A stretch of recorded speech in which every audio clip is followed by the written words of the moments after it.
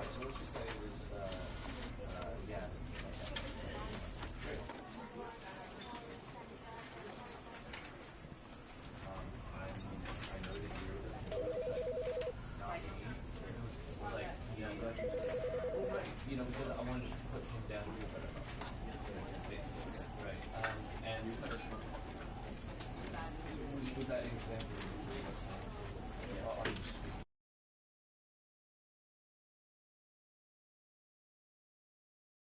This is the story of a man named Stanley. Stanley worked for a company in a big building where he was employee number 427. Employee number 427's job was simple. He sat at his desk in room 427 and he pushed buttons on a keyboard.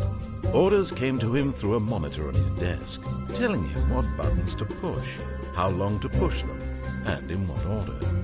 This is what employee 427 did every day of every month of every year. And although others might have considered it soul-rending, Stanley relished every moment that the orders came in, as though he had been made exactly for this job. And Stanley was happy.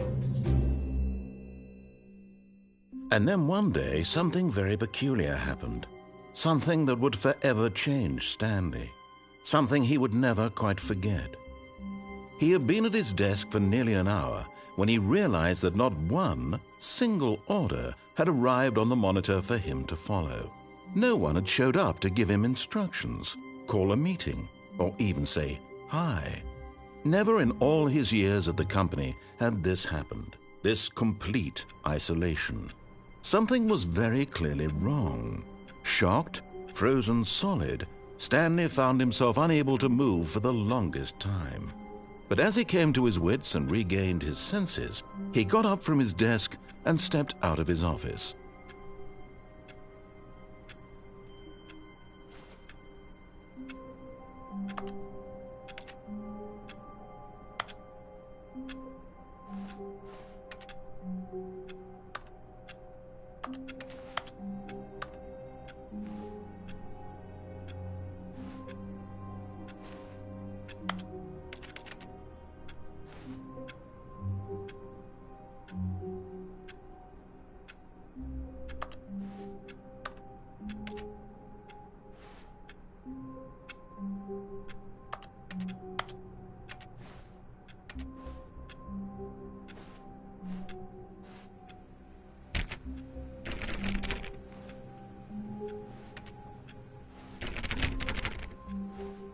All of his co-workers were gone.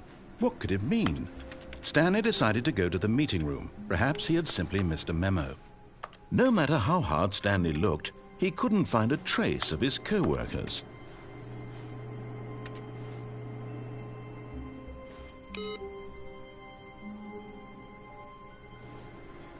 Stanley went around touching every little thing in the office, but it didn't make a single difference, nor did it advance the story in any way.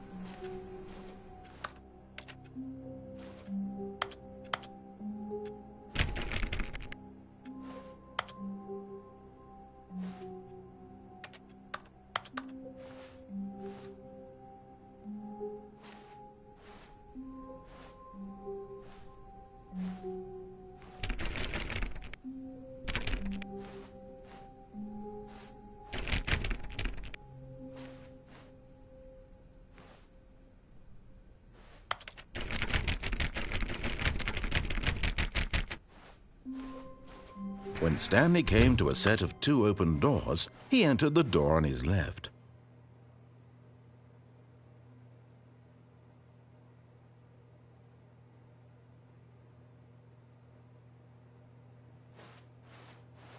This was not the correct way to the meeting room, and Stanley knew it perfectly well. Perhaps he wanted to stop by the employee lounge first, just to admire it.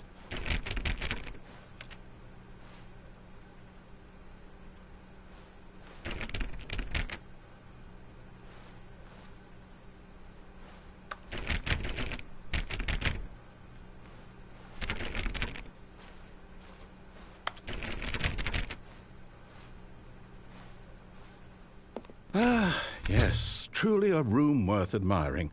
It had really been worth the detour after all, just to spend a few moments here in this immaculate, beautifully constructed room. Stanley simply stood here, drinking it all in.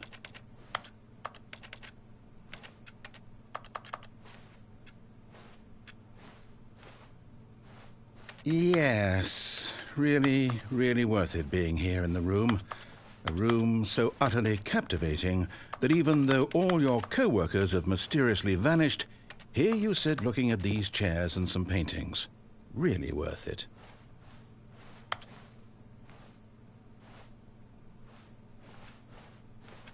At this point, Stanley's obsession with this room bordered on creepy and reflected poorly on his overall personality. It's possible that this is why everyone left.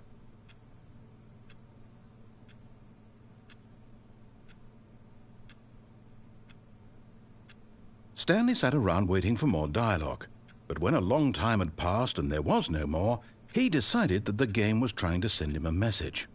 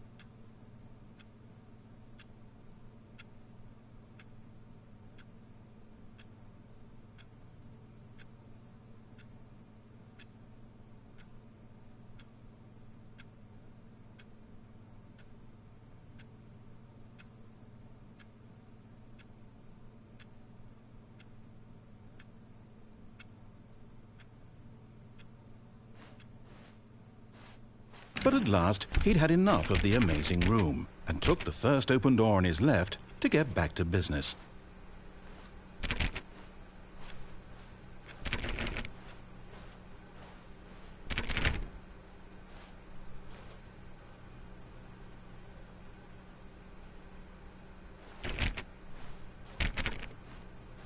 Stanley was so bad at following directions, it's incredible he wasn't fired years ago.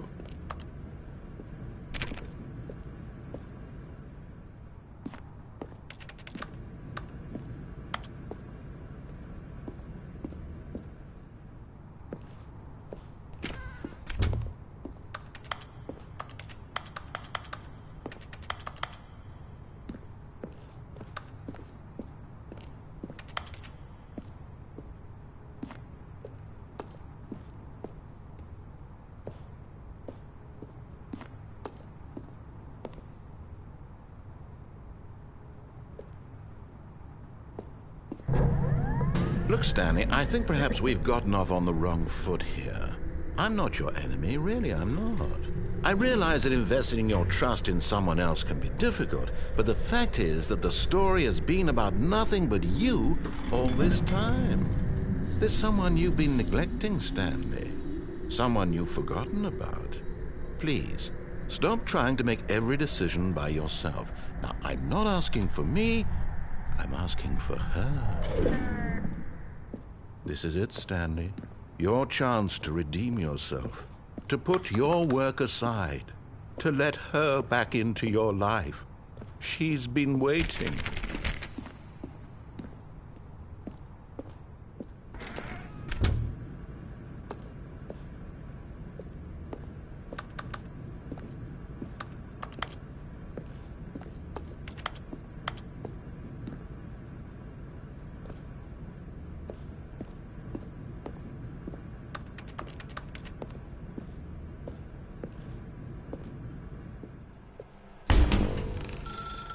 That's her, Stanley.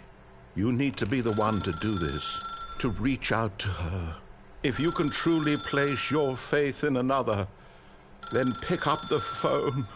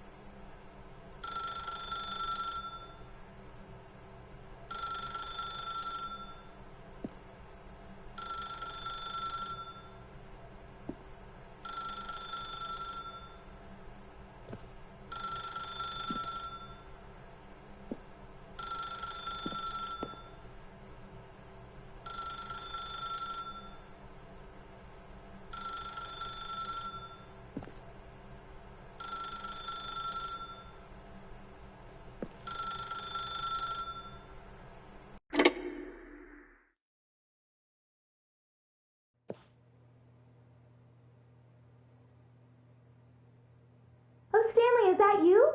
Hold on, sweetie. Sorry to keep you waiting. I'm just pulling the bread out of the oven. All right. Okay, there we go. All right, now, I want you to come in and tell me all about your day. Gotcha. Oh, come on. Did you actually think you had a loving wife who'd want to commit their life to you? I'm trying to make a point here, Stanley. I'm trying to get you to see something. Come inside. Let me show you what's really going on here.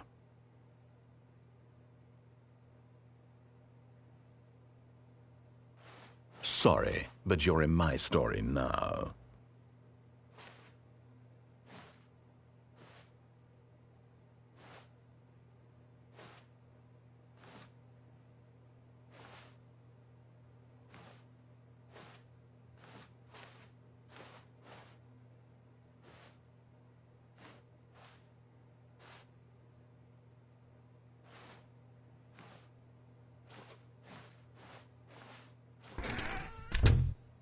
This is a very sad story about the death of a man named Stanley.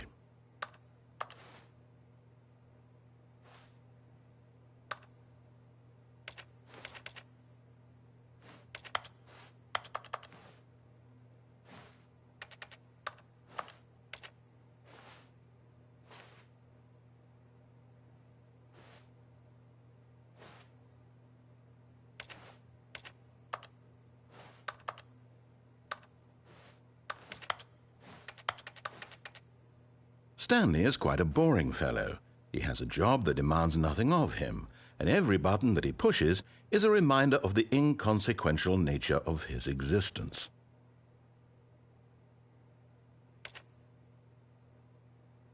Look at him there, pushing buttons, doing exactly what he's told to do. Now he's pushing a button. Now he's eating lunch. Now he's going home. Now he's coming back to work. One might even feel sorry for him, except that he's chosen this life. But in his mind, in his mind he can go on fantastic adventures. From behind his desk, Stanley dreamed of wild expeditions into the unknown, fantastic discoveries of new lands. It was wonderful, and each day that he returned to work was a reminder that none of it would ever happen to him.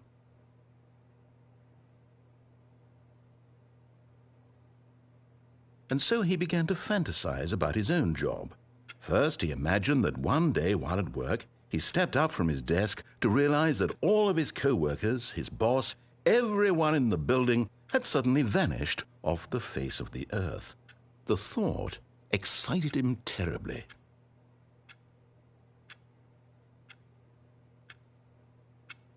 So he went further.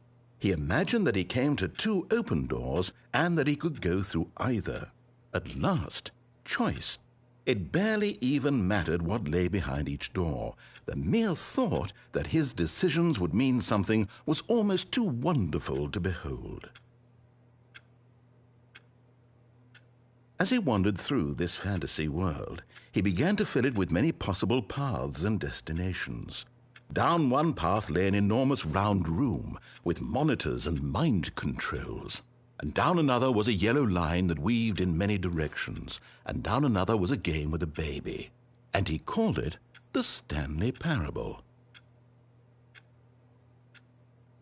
It was such a wonderful fantasy, and so in his head he relived it again, and then again, and again, over and over, wishing beyond hope that it would never end, that he might always feel this free. Surely there's an answer down some new path, mustn't there be? Perhaps if he played just one more time. But there is no answer. How could there possibly be? In reality, all he's doing is pushing the same buttons he always has. Nothing has changed. The longer he spends here, the more invested he gets, the more he forgets which life is the real one. And I'm trying to tell him this, that in this world he can never be anything but an observer, that as long as he remains here, he's slowly killing himself. But he won't listen to me. He won't stop. Here, watch this. Stanley, the next time the screen asks you to push a button, do not do it.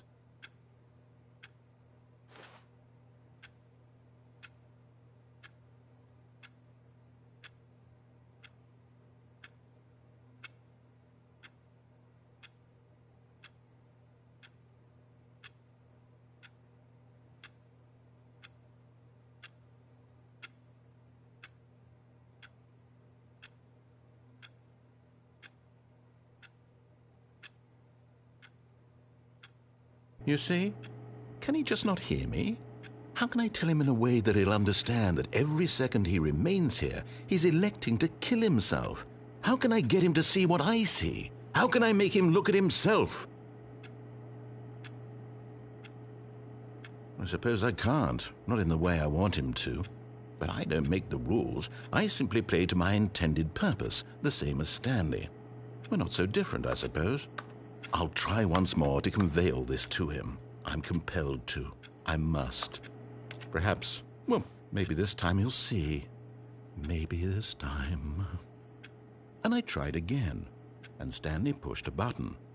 And I tried again, and Stanley pushed a button. And I tried.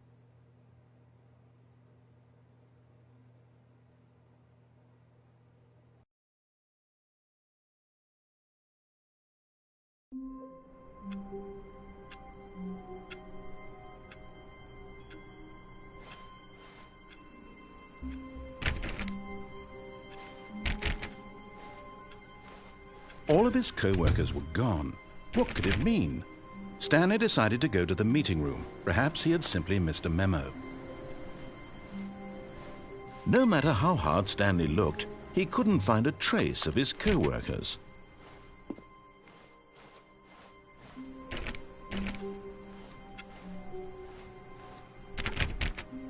Stanley went around touching every little thing in the office, but it didn't make a single difference, nor did it advance the story in any way. When Stanley came to a set of 2 open doors, he entered the door on his left.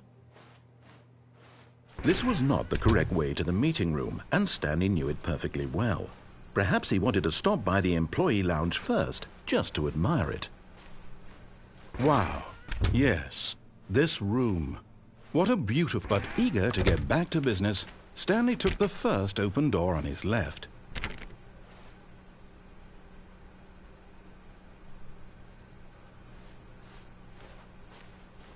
Stanley was so bad at following directions, it's incredible he wasn't fired years ago. Look, Stanley, I think perhaps we've gotten off on the wrong foot here. I'm not your enemy, really, I'm not. I realize that investing your trust in someone else can be difficult, but the fact is that the story has been about nothing but you all this time. There's someone you've been neglecting, Stanley. Someone you forgot. What? Really? I was in the middle of something. Do you have zero consideration for others? Are you that convinced that I want something bad to happen to you? Why, I don't know how to convince you of this, but I really do want to help you, to show you something beautiful. Look, let me prove it. Let me prove that I'm on your side. Give me a chance.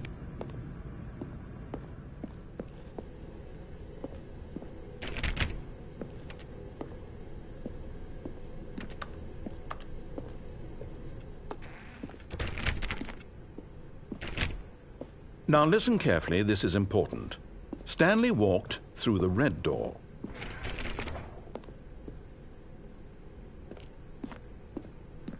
Aha, perhaps you misunderstood.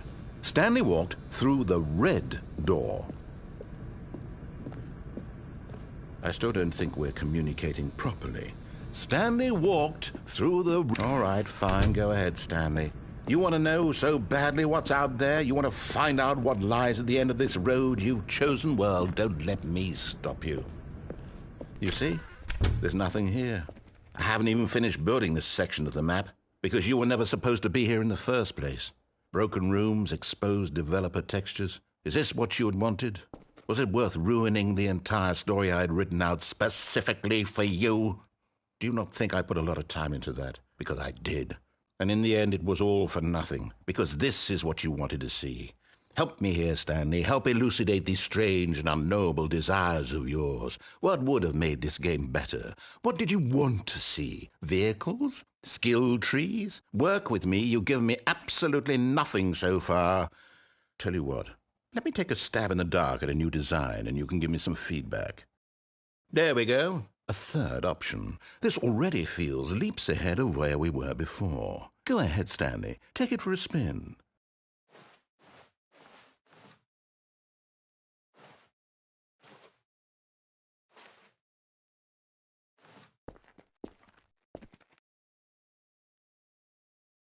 Okay, I'm going to stop you there. Now, tell me about your experience with this new version. Would you say that the game benefited from allowing you more choices? Feel free to be honest. I'm looking for some real critical feedback here. Aha! You see, I knew I was onto something. Where do these flashes of inspiration come from? How did I know the game needed a third door? Well, it's instinct mostly, a calling in your gut. I really couldn't say where the idea came from, except that I felt it in my soul. You can't teach that, Stanley. Don't even try. Here, based on the data from your previous playthrough, I've compiled a new version. And to be perfectly candid, I think I've knocked it out of the park with this one. Let's take a look.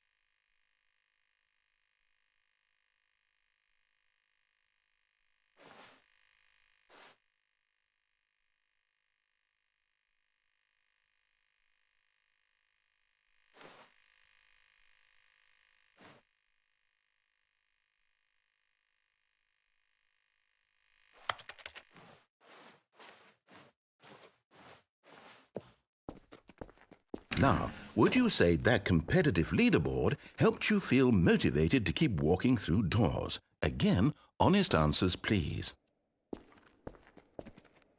Hey, I nearly forgot. I've got a prototype of a new game I've been working on, and now would be a lovely opportunity to give it some playtesting. You wouldn't mind taking a look at it, would you? Perfect. Let me boot it up.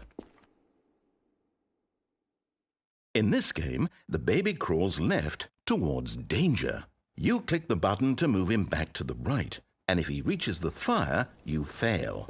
It's a very meaningful game, all about the desperation and tedium of endlessly confronting the demands of family life. I think the art world will really take notice. But of course, the message of the game only becomes clear once you've been playing it for about 4 hours. So why don't you give it 4 hours of play to make sure it's effective? Be sure to keep notes on your experience.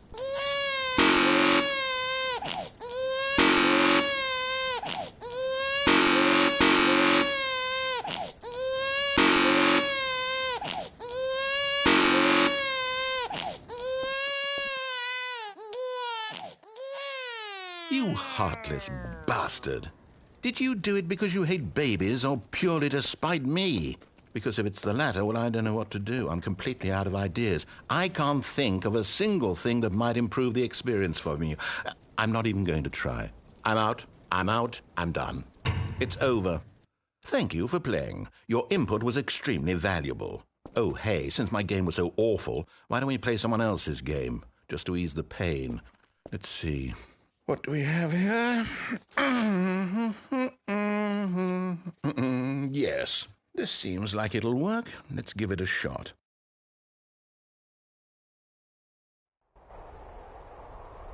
Aha! Fascinating. What do you think this game is about, Stanley? What's our backstory? What is our motivation? Well, it seems obvious to me that you are meant to play as a creepy man spying on innocent civilians below you from up high in your creep tower, perhaps for some sort of twisted erotic purpose. Yes, that must be it. What a fascinating venture into the experience of total mental depravity. So far, I love everything about this game, Stanley. And it seems there's even more. Come, let's venture outward and see what else is out there.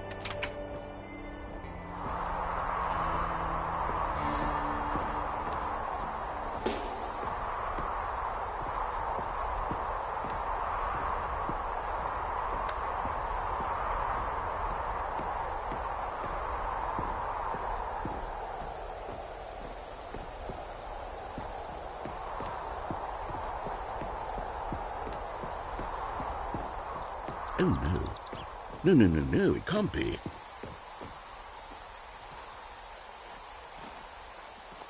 It is. It's an open world game. Good God, quickly, block it off.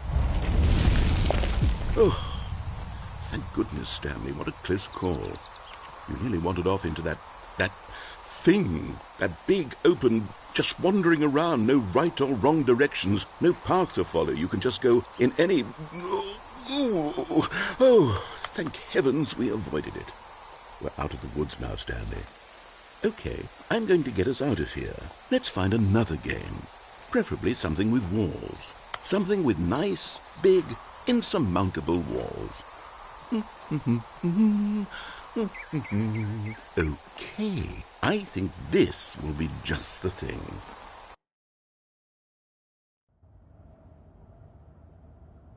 Wonderful. See, this is exactly what I had in mind. Just a nice big box for you to run around in. There isn't any possibility that you could get lost here. Now this is game design. Stanley, if you manage to get lost in this game, I will be phenomenally impressed. Okay, so what exactly do we do here? Let's see. There are lots of cars here in the back, but obviously there's no racetrack. Okay, I'm seeing that there's a ball of some kind back here. Is this game sports ball? Stanley, I think it's sports ball. Oh, what fun. We shall run the bases and do a touchdown together. Yes, I think surely we must. Okay, Stanley, here's the ball. Have fun.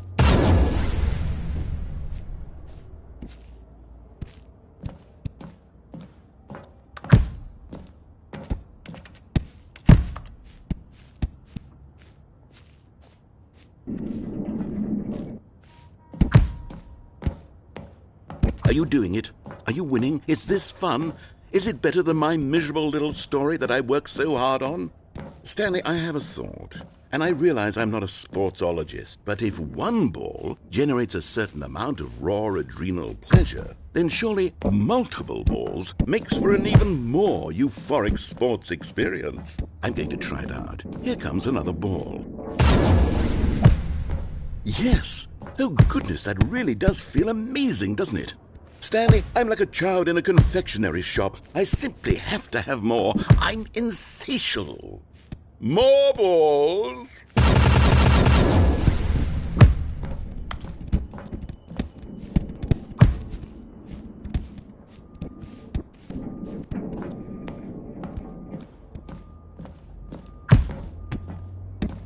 Are you enjoying this, Stanley? Are you having fun? Is this a real video game? Well, I sure hope you're having a good time, because guess what? It's over. That's right. Your little fun comes to an end. This is my game, and what I say goes. You get to have fun when I let you, Stanley. Besides, you need someone like me to set boundaries for you. Without rules or boundaries, video games are nothing. Yes, that's what I am. I'm structure. I'm your sense of purpose. And since you decided you didn't want to play my game, now I don't want to play with you either. So, goodbye, Stanley. I'm leaving. Hold on. What are you doing?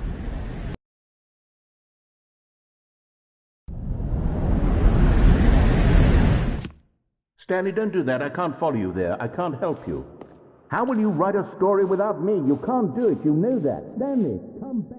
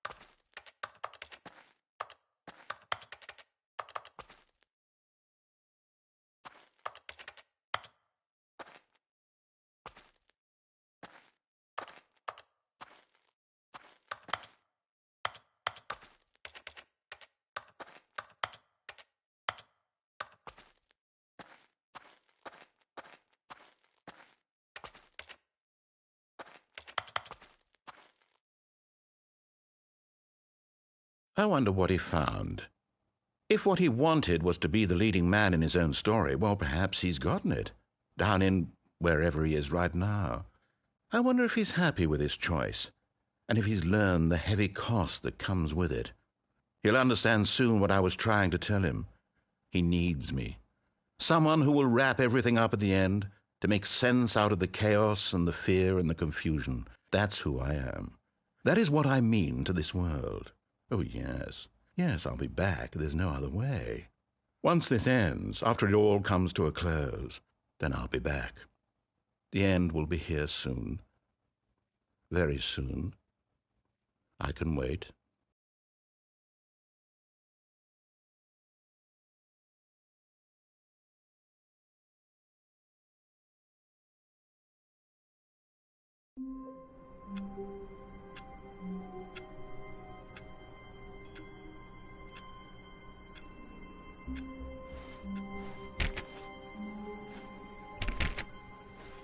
All of his co-workers were gone. What could it mean? Stanley decided to go to the meeting room. Perhaps he had simply missed a memo.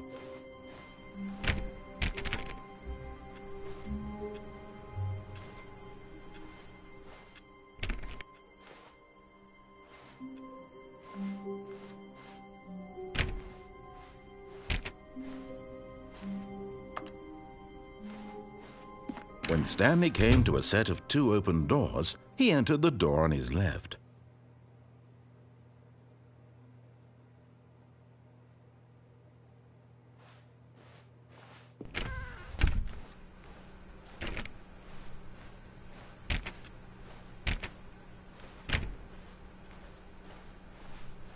Yet there was not a single person here either. Feeling a wave of disbelief, Stanley decided to go up to his boss's office, hoping he might find an answer there.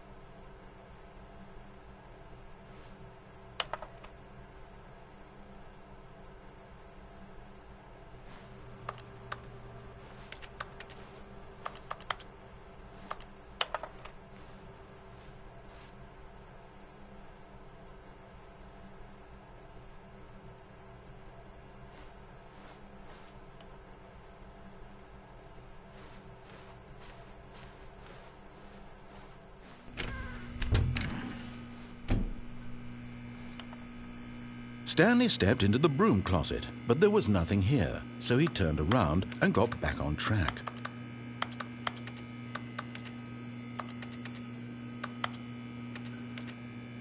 There was nothing here. No choice to make, no path to follow, just an empty broom closet. No reason to still be here.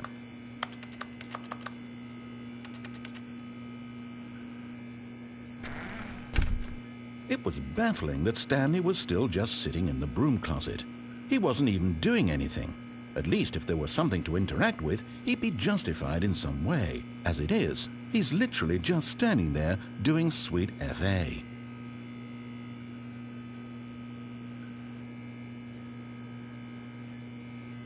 Are you really still in the broom closet? Standing around doing nothing? Why? Please offer me some explanation here. I'm genuinely confused.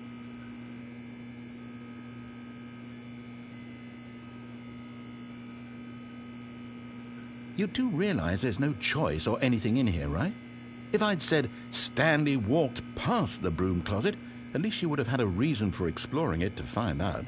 But it didn't even occur to me because literally this closet is of absolutely no significance to the story whatsoever. I never would have thought to mention it.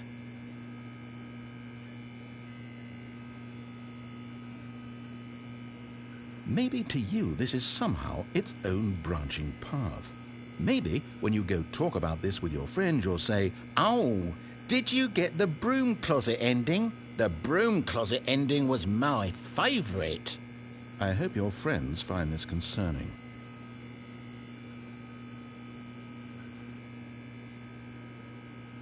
Stanley was fat and ugly and really, really stupid.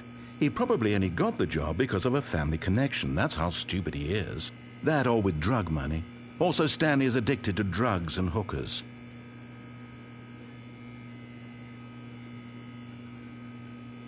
Well, I've come to a very definite conclusion about what's going on right now. You're dead. You got to this broom closet, explored it a bit, and were just about to leave because there's nothing here, when a physical malady of some sort shut down your central nervous system and you collapsed in front of your screen.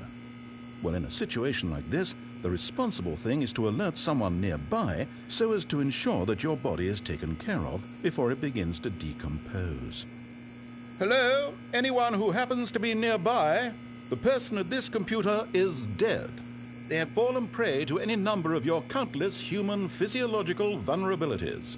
It's indicative of the long-term sustainability of your species. Please remove their corpse from the area and instruct another human to take their place, making sure they understand basic first-person video game mechanics and filling them in on the history of narrative tropes in video gaming, so that the irony and insightful commentary of this game is not lost on them. All right, when you've done that, just step out into the hallway.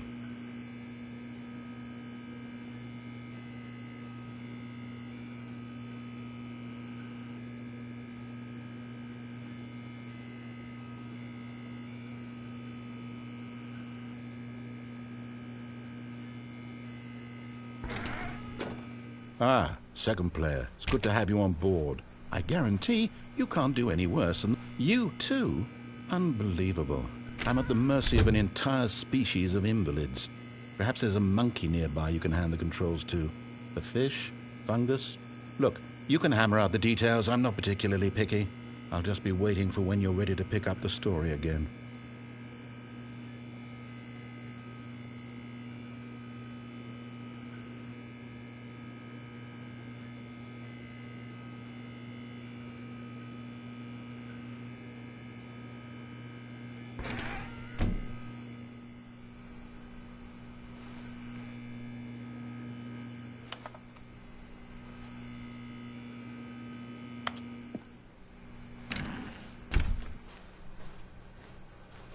Coming to a staircase, Stanley walked upstairs to his boss's office.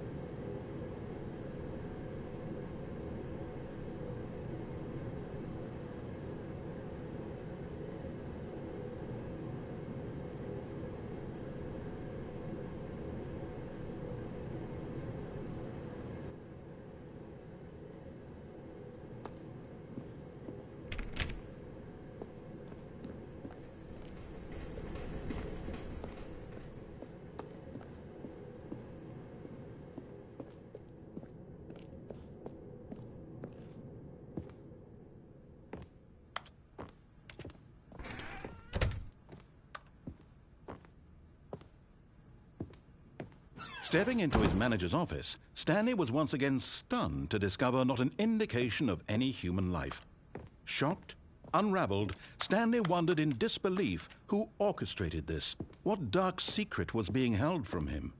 What he could not have known was that the keypad behind the boss's desk guarded the terrible truth that his boss had been keeping from him. And so the boss had assigned it an extra secret PIN number, 2845.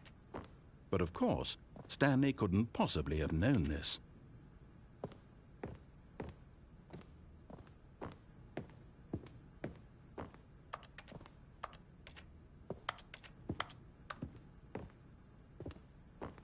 Stanley just sat around twiddling his thumbs. Trying to input anything on the device was useless, since he could never possibly know that the combination was 2845.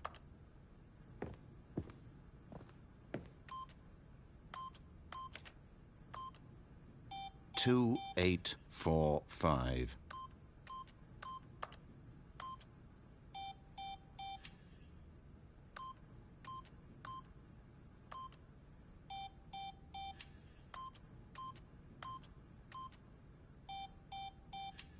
Forgot, but it turns out that the panel's emergency override kicked in, and the door just opened all by itself, and Stanley got the hell along with the story.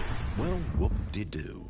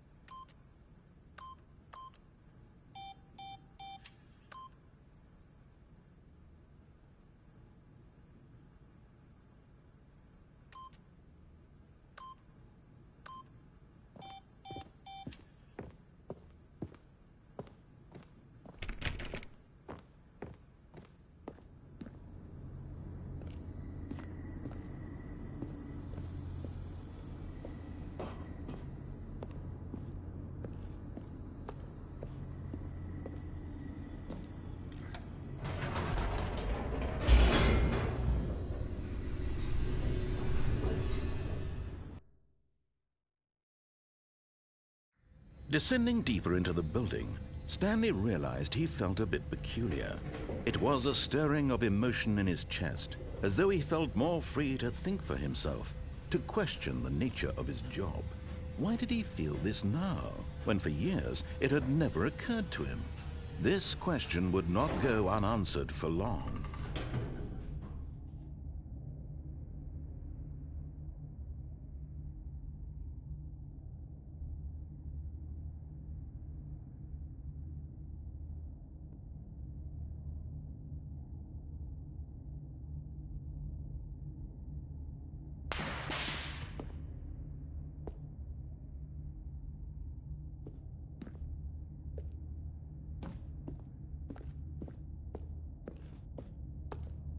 Stanley walked straight ahead through the large door that read Mind Control Facility.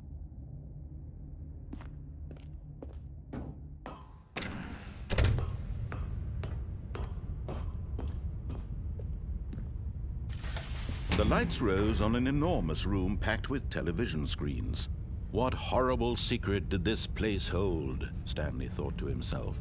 Did he have the strength to find out?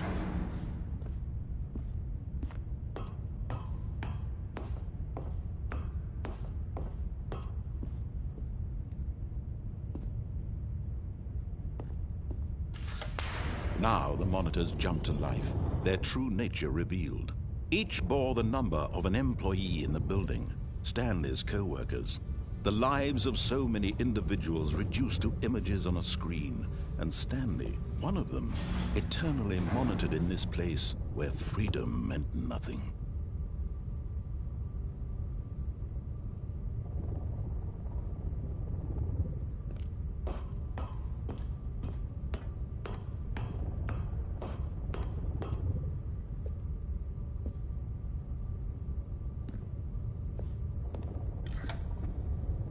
This mind control facility, it was too horrible to believe. It couldn't be true. Had Stanley really been under someone's control all this time? Was this the only reason he was happy with his boring job? That his emotions had been manipulated to accept it blindly?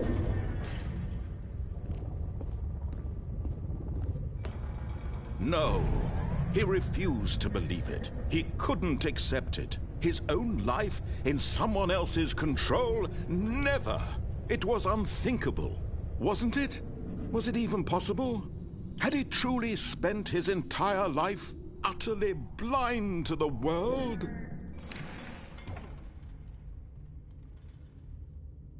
But here was the proof. The heart of the operation. Controls labeled with emotions. Happy, or sad, or content.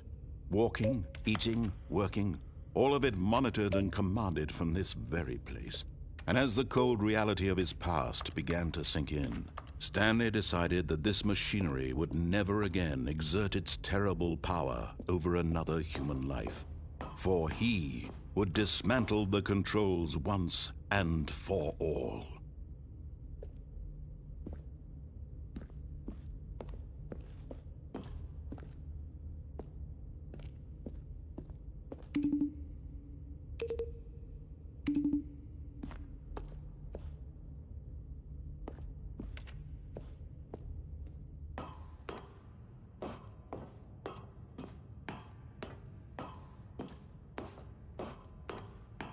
And when at last he found the source of the room's power, he knew it was his duty, his obligation, to put an end to this horrible place and to everything it stood for.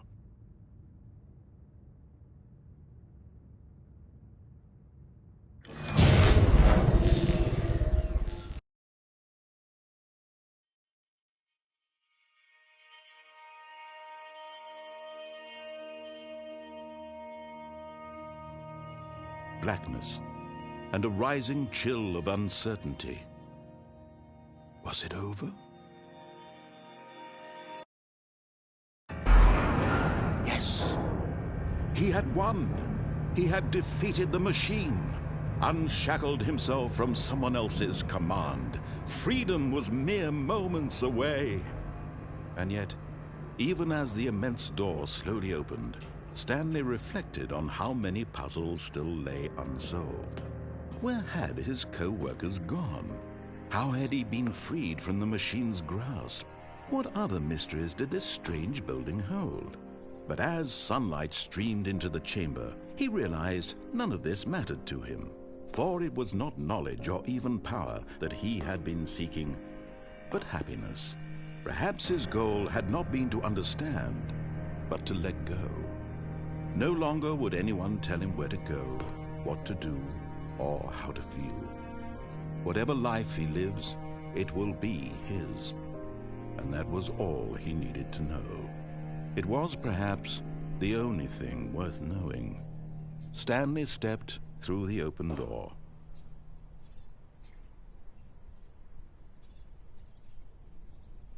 Stanley felt the cool breeze upon his skin, the feeling of liberation, the immense possibility of the new path before him.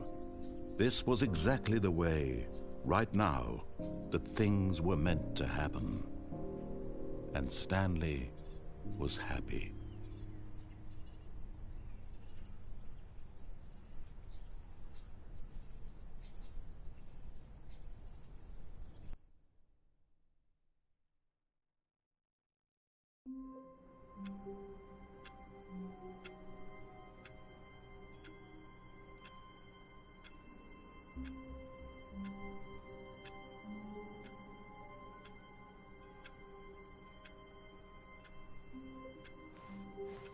All of his co-workers were gone. What could it mean? Stanley decided to go to the meeting room. Perhaps he had simply missed a memo.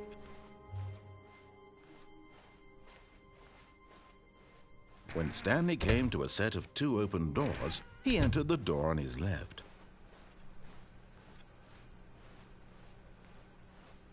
Yet there was not a single person here either. Feeling a wave of disbelief, Stanley decided to go up to his boss's office. Coming to a staircase, Stanley walked upstairs to his boss's office.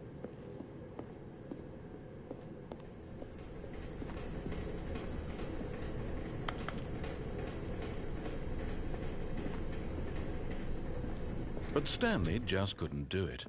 He considered the possibility of facing his boss. Admitting he had left his post during work hours, he might be fired for that. And in such a competitive economy, why had he taken that risk? All because he believed everyone had vanished? His boss would think he was crazy. And then something occurred to Stanley. Maybe, he thought to himself, maybe I am crazy. All of my co-workers blinking mysteriously out of existence in a single moment for no reason at all? None of it made any logical sense. And as Stanley pondered this, he began to make other strange observations. For example, why couldn't he see his feet when he looked down? Why did doors close automatically behind him wherever he went? And for that matter, these rooms were starting to look pretty familiar. Were they simply repeating? No, Stanley said to himself, this is all too strange. This can't be real. And at last, he came to the conclusion that had been on the tip of his tongue. He just hadn't found the words for it. "I'm dreaming!" he yelled. "This is all a dream." Oh, what a relief Stanley felt to have finally found an answer, an explanation. His co-workers weren't actually gone. He wasn't going to lose his job. He wasn't crazy after all. And he thought to himself, I suppose I'll wake up soon. I'll have to go back to my boring real-life job pushing buttons. I may as well enjoy this while I'm still lucid. So he imagined himself flying and began to gently float above the ground. Then he imagined himself soaring through space on a magical starfield, and it too appeared. It was so much fun, and Stanley marveled that he had still not woken up.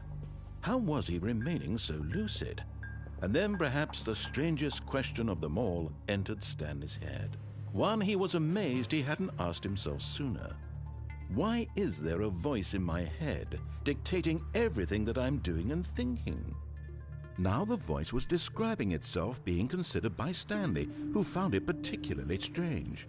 I'm dreaming about a voice describing me, thinking about how it's describing my thoughts, he thought. And while he thought it all very odd and wondered if this voice spoke to all people in their dreams, the truth was that, of course, this was not a dream. How could it be? Was Stanley simply deceiving himself, believing that if he's asleep, he doesn't have to take responsibility for himself? Stanley is as awake right now as he's ever been in his life. Now, hearing the voice speak these words was quite a shock to Stanley. After all, he knew for certain, beyond a doubt, that this was in fact a dream. Did the voice not see him float and make the magical stars just a moment ago? How else would the voice explain all that? This voice was a part of himself too. Surely, if he could just... He would prove it. He would prove that he was in control, that this was a dream. So he closed his eyes gently, and he invited himself to wake up. He felt the cool weight of the blanket on his skin, the press of the mattress on his back, the fresh air of a world outside this one. Let me wake up, he thought to himself. I'm through with this dream. I wish it to be over. Let me go back to my job. Let me continue pushing the buttons. Please, it's all I want. I want my apartment and my wife and my job. All I want is my life exactly the way it's always been. My life is normal. I am normal. Everything will be fine. I am okay.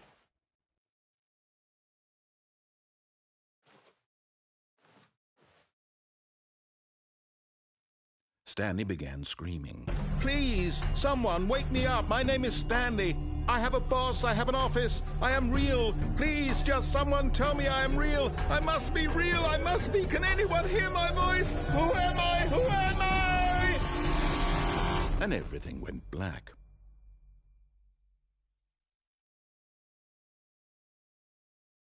This is the story of a woman named Mariella.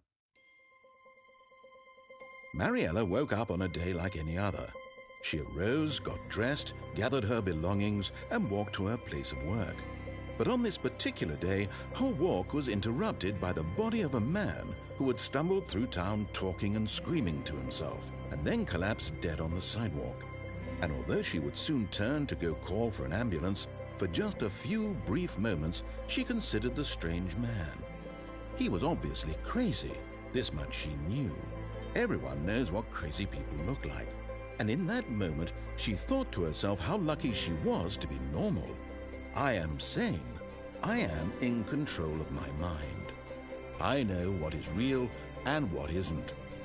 It was comforting to think this, and in a certain way, seeing this man made her feel better. But then she remembered the meeting she had scheduled for that day, the very important people whose impressions of her would affect her career, and by extension, the rest of her life. She had no time for this. So it was only a moment that she stood there, staring down at the body. And then she turned and ran.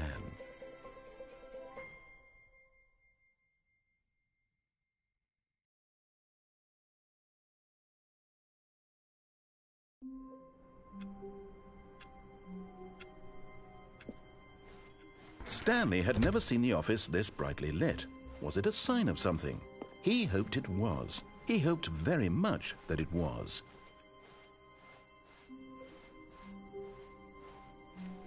When Stanley came to a set of 2 open doors, he entered the door on his left.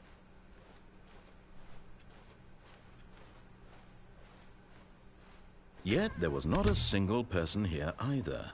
Feeling a wave of disbelief, Stanley decided to go up to his boss's office, hoping he might find an answer there.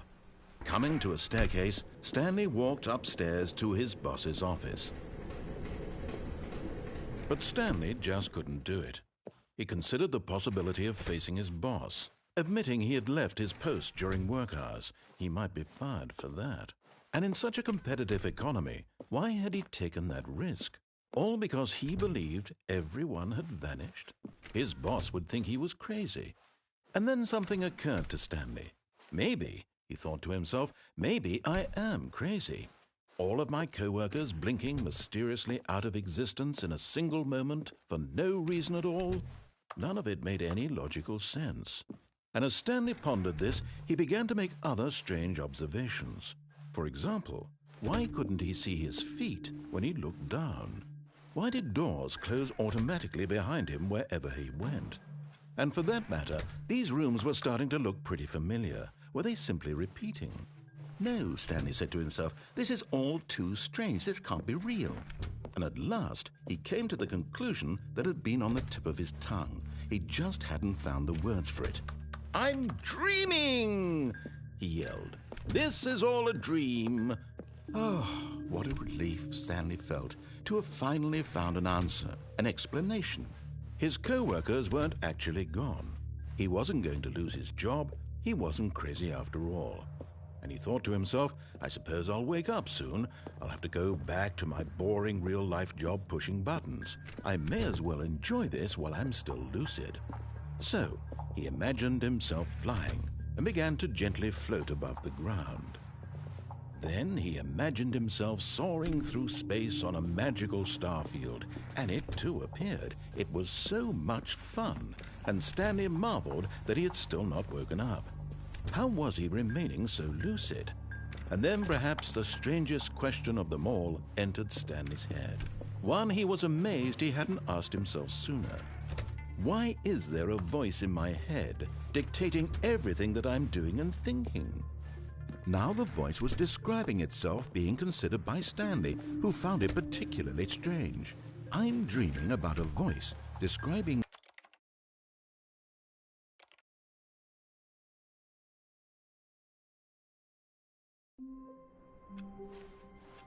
All of his co-workers were gone.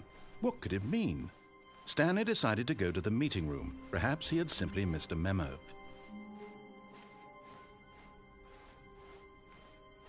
When Stanley came to a set of 2 open doors, he entered the door on his left. Yet there was not a single person here either. Feeling a wave of disbelief, Stanley decided to go up to his boss's office. Coming to a staircase, Stanley walked upstairs to his boss's office.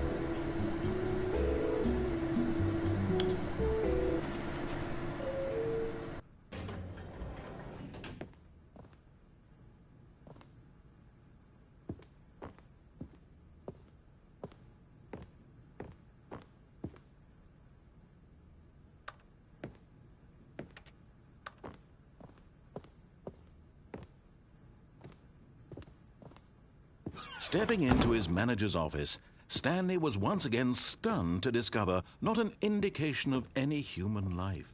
What could it mean? Stanley wondered aloud to nobody. He began wildly tearing through papers on the boss's desk, pulling books off the shelf, looking behind paintings, desperate for clues to his situation.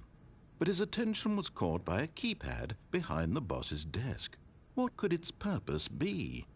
In fact, this keypad guarded the terrible secret that lay buried below his feet. And so the boss had assigned it an extra secret PIN number, 2845. But of course, Stanley couldn't possibly have known this. Yet incredibly, by simply pushing random buttons on the keypad, Stanley happened to input the correct code by sheer luck. Amazing. He stepped into the newly opened passageway.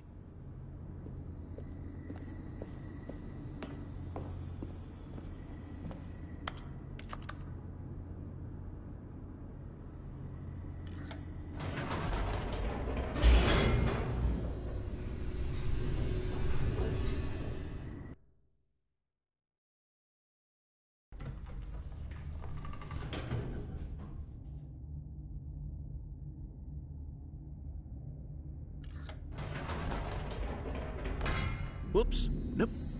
Never mind. Stanley actually got back into the elevator and went back up. Silly me. Why did Stanley do that when he knew that it would just lead back to his boss's office? Well, that's a great question. I just can't wait to find out.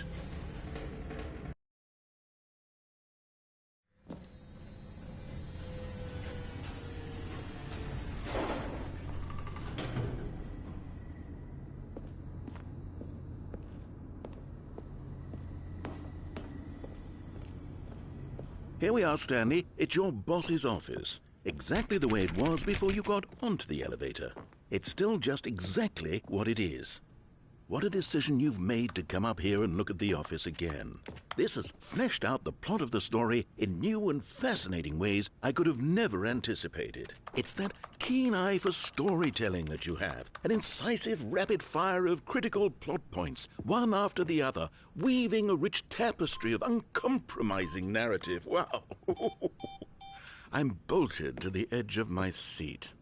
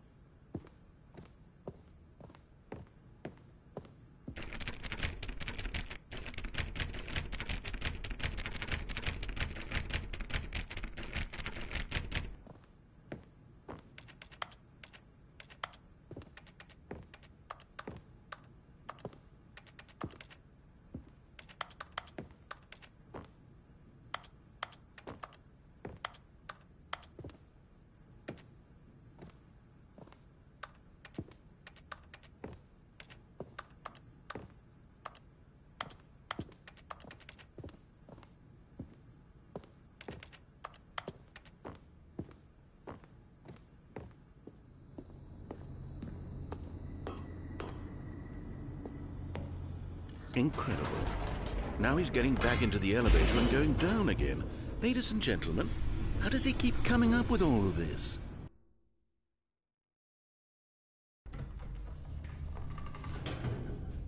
Surely this time Stanley will walk forward into the spooky corridor, won't he? Stanley walked straight ahead through the large door that read Mind Control Facility. Although this passageway had the word Escape written on it, the truth was that at the end of this hall, Stanley would meet his violent death. The door behind him was not shut. Stanley still had every opportunity to turn around and get back on track.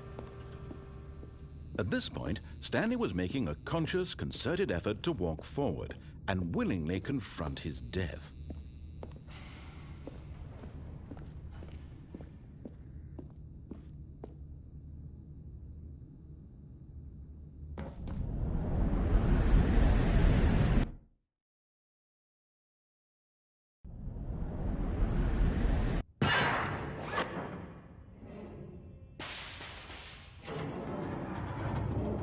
As the machine whirred into motion and Stanley was inched closer and closer to his demise, he reflected that his life had been of no consequence whatsoever.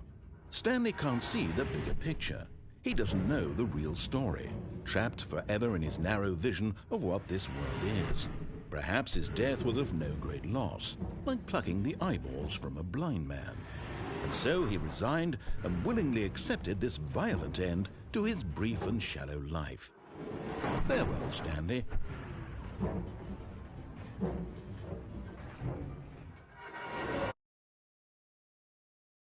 Farewell, Stanley, cried the narrator, as Stanley was led helplessly into the enormous metal jaws.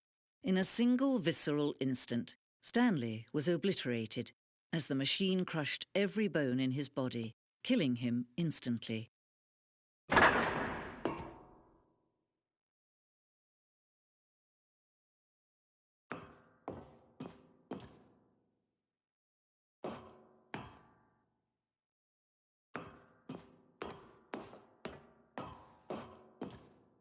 And yet it would be just a few minutes before Stanley would restart the game, back in his office, as alive as ever.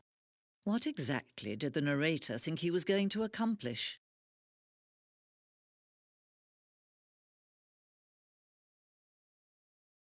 When every path you can walk has been created for you long in advance, death becomes meaningless, making life the same. Do you see now? Do you see that Stanley was already dead from the moment he hit start?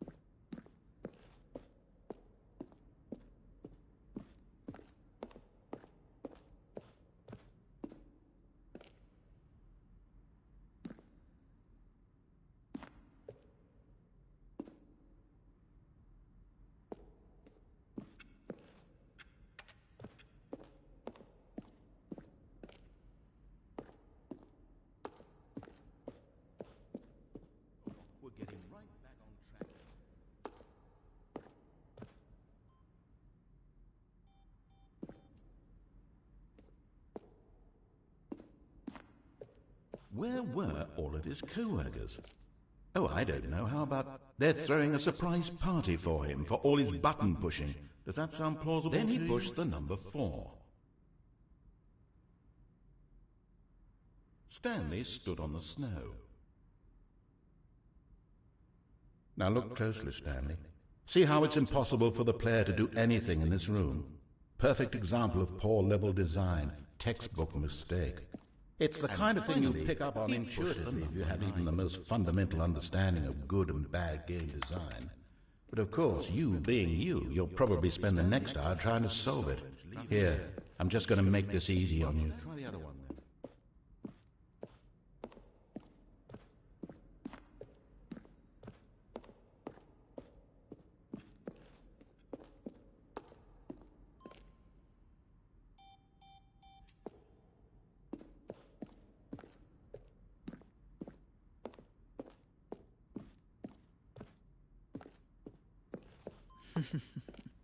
Oh, look at these two. How they wish to destroy one another. How they wish to control one another. How they both wish to be free.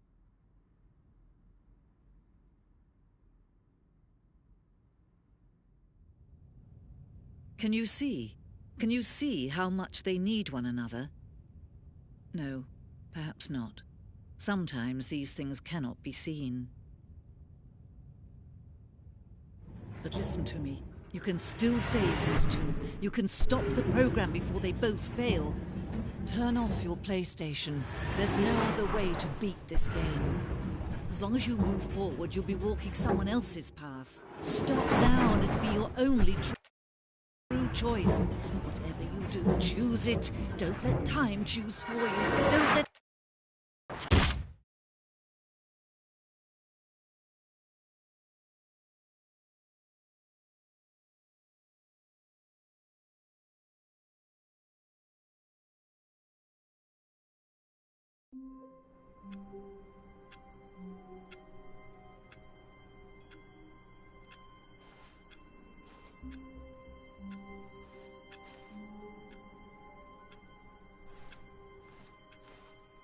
All of his co-workers were gone.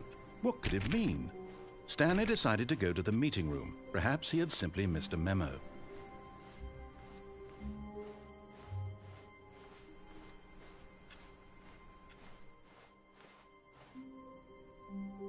Oh, new content? What does that mean, new content?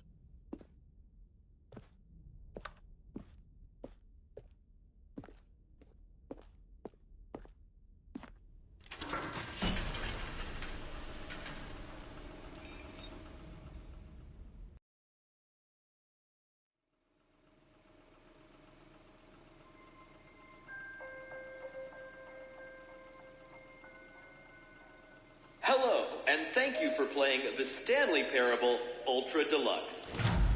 As you may know, the Stanley Parable was a video game released in 2013 on home computers. After receiving critical and commercial success, it was expanded upon in 2022 with the Stanley Parable Ultra Deluxe, a reimagining of the game for consoles and home computers. The Stanley Parable Ultra Deluxe features exciting new content that broadens and expands the world of the Stanley Parable, delighting audiences the world over. Please, step inside and see what thrilling new adventures await in the Stanley Parable Ultra Deluxe. Oh, well, this sounds delightful. I'm very excited to see the thrilling new Ultra Deluxe content. Okay, so far it's an elevator. Nothing special yet, but I'm sure it's just the beginning of a mesmerizing adventure.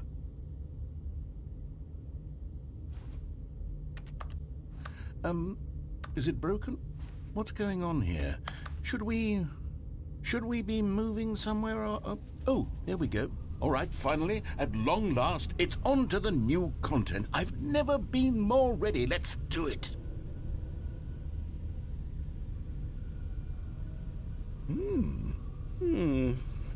I have to say, initial impressions of Stanley Parable Ultra Deluxe, mostly tedious. It's as if Oh, okay. Let's see the content. Give me the content, Stanley.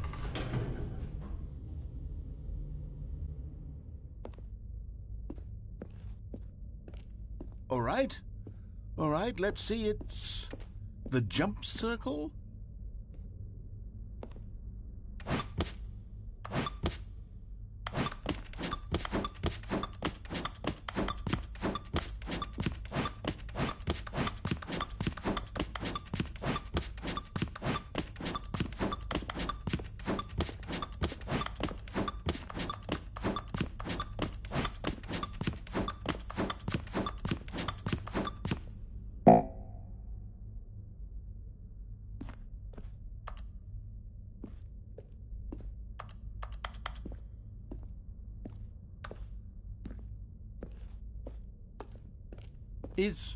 Is that it?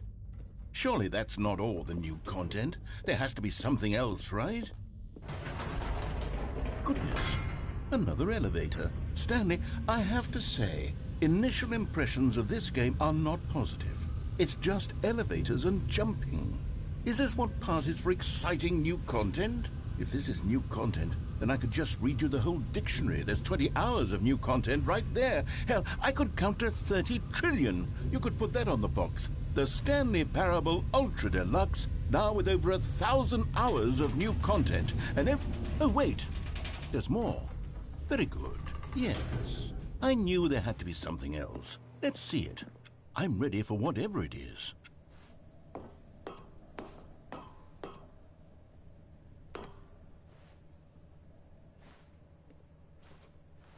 That's it? Oh, you've got to be kidding me. You see, Stanley? This is what happens when greedy video game developers with no respect for their fan base rush a cheap expansion to market for no reason other than to make an easy dollar. And don't get me started on the level of craftsmanship that's gone into it. In fact, I'm looking right now at the game's trophies, and it's hard to believe one of them actually says, "Test trophy, please ignore." What quality assurance department signed off on this? I'm infuriated and I'm offended, and I intend to find these people on Twitter and hold them personally accountable. It's my fault, Stanley.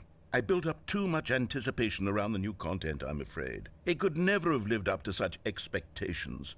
If you're still with me, why don't we just reset the game, and we'll try to get back to what the Stanley Parable is really about. No frills, no gimmicks. Just you and me having a great time together like always. What do you say, friend?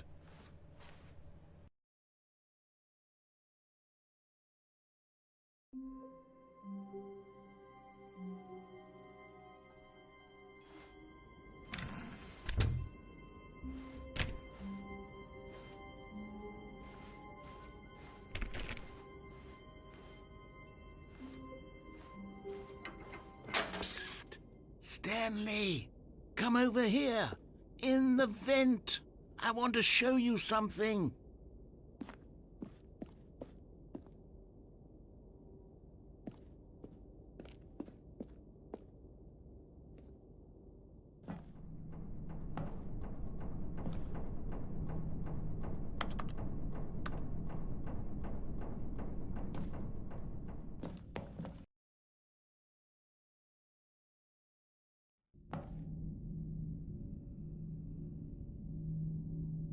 Okay, you remember how cheap and unsatisfying the new Ultra Deluxe content turned out to be? Well, it got me thinking about the past and how much better the Stanley Parable used to be. So I made something special and tucked it away here where the game's developers won't find it. Just our little secret. Take a look.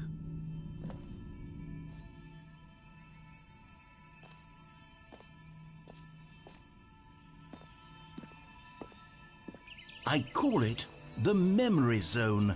It's where I've been storing all my favorite memories so I can relive the peak experiences of my life whenever I want. Experiences like the launch of the Stanley Parable on PC.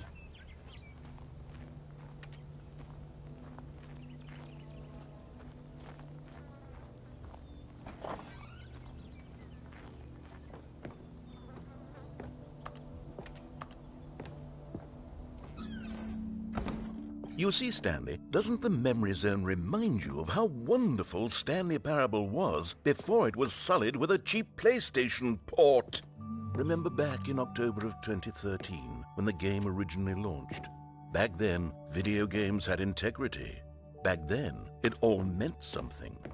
Oh, the waste.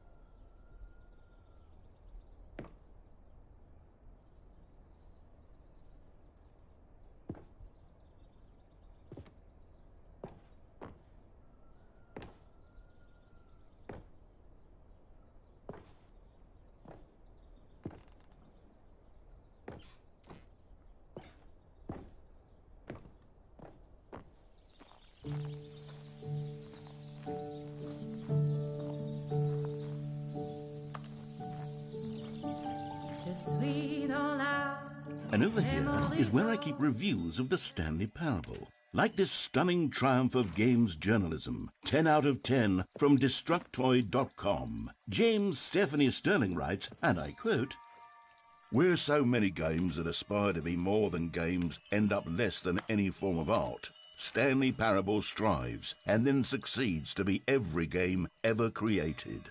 Did you hear that, Stanley?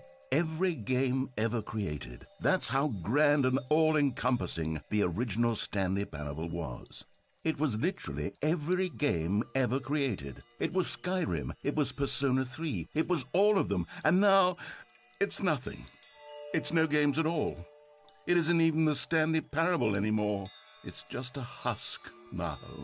A lifeless husk with an hour of new elevator content.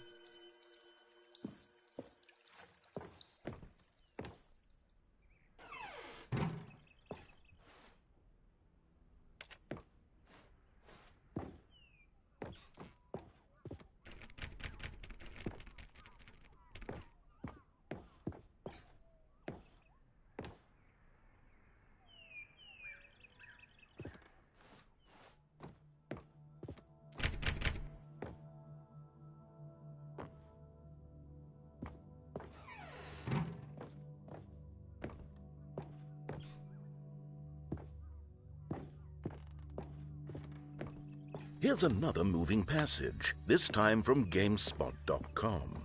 The Stanley Parable is both a richly stimulating commentary on the nature of choice in games and one that offers some of the most enjoyable, surprising, and rewarding choices I've ever been confronted with in a game. 9 out of 10. Don't you get it, Stanley? The game was perfect. It didn't need anything else. It didn't need new content. All they had to do was transport it in pristine condition along to the PlayStation. Boom, done. And they couldn't even do that. Couldn't resist the urge to go meddling with a beloved franchise.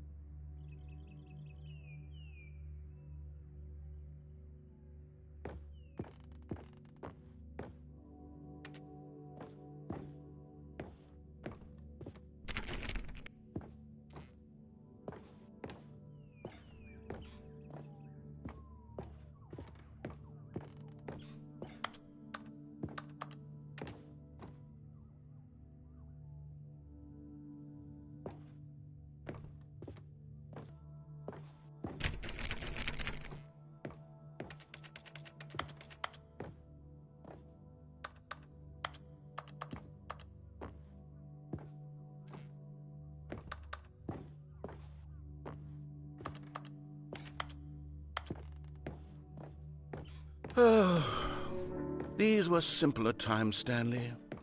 What I wouldn't give to go back, to have it all over again. Wait, hang on. I don't recall this part of the memory zone before. What's this? What's down here? Oh, no. Oh, God, no, Stanley. It's a collection of reviews from Pressurized Gas, the extremely popular online storefront for computer games. I haven't looked at these in years. I can't even imagine what's been collecting down here. Surely these reviews were glowing as well, weren't they? Honestly, I could not be bothered to play this game to full completion. The narrator is obnoxious and unfunny, with his humor and dialogue proving to be more irritating than entertaining. Unfunny! I'm not trying to be funny. I'm trying to make a serious work of art. I suppose I could write up a handful of gags to insert into the Stanley Parable, but the game is already such a densely layered web of profound philosophical insights that I can't even imagine where I'd have the room to stick them.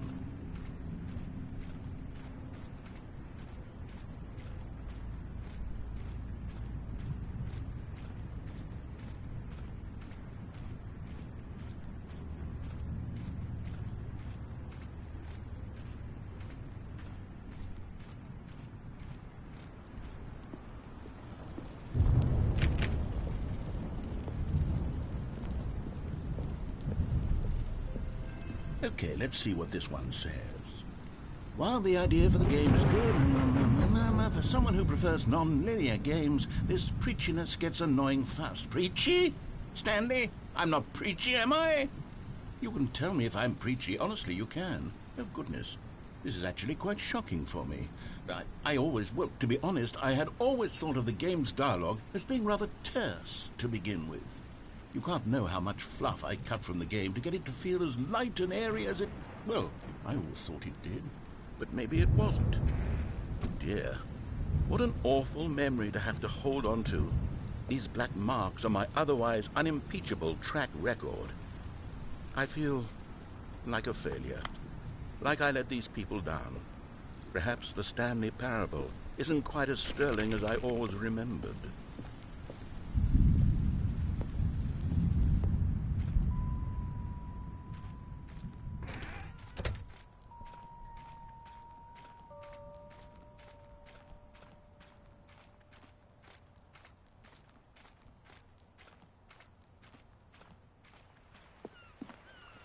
What's this one got to say?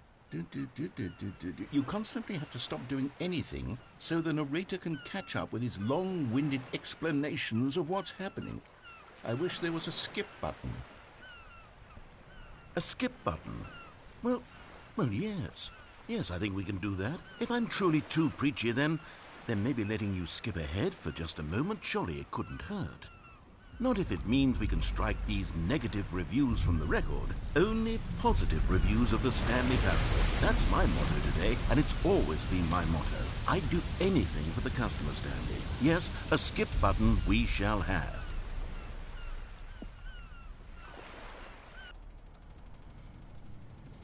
And here it is. Go ahead and give it a shot. I'll pop you forward in time so that the... Oh, you're back, you see. You were only frozen in time for a few minutes, but it was plenty of time for me to deliver a long, rambling monologue full of... Well, there, sport. You really did catch me rambling on a bit, didn't you? But that's the power of the button. The minute I start to go off on a thoughtless display of self-absorption, it's right at your fingertips to go poof, and it's all over. I can't wait to see what cooking... Okay, welcome back, Stanley. Now, I should say that the amount of time the button has been skipping through is becoming longer and longer. That last one was, well, I want to say maybe 30, 45 minutes? Stanley, please don't push the button again. It's been 12 hours. You've just been frozen there. I don't know why the skips are getting longer, but they're... Oh, Stanley, you're back. You're back. Oh, my goodness. I have someone to talk to again. Stanley, I think it's been a week. Or 2 weeks. I've been sitting here all that time. Just sitting here. Not a single person to speak with.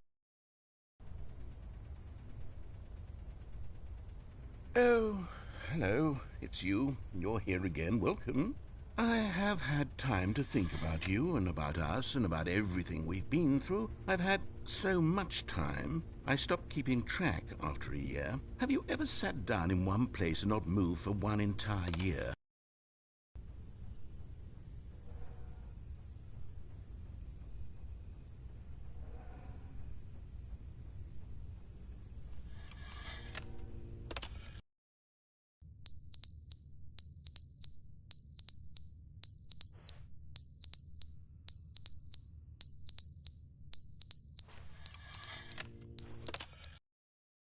But they didn't understand the game was never meant to be funny. It was meant to have a point. It was meant to speak to the human condition. But where are the jokes? Where are the jokes? They bemoaned, they screamed, they gnashed.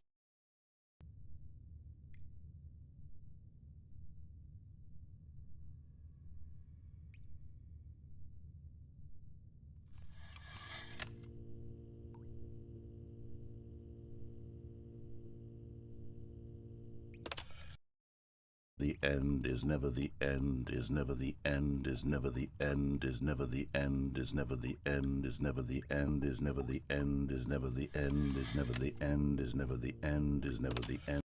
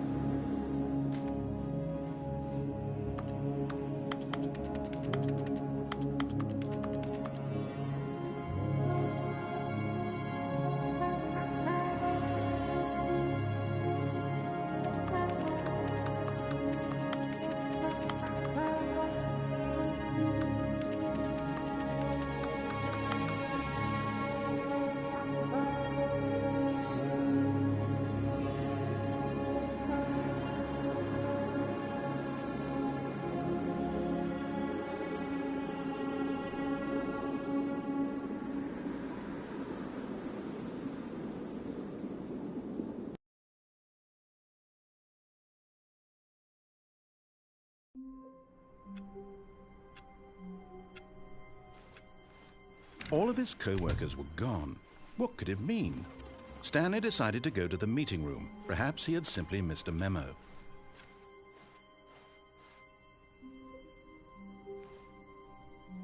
Oh, good. You noticed my sign. Yes, I have something very exciting to show you.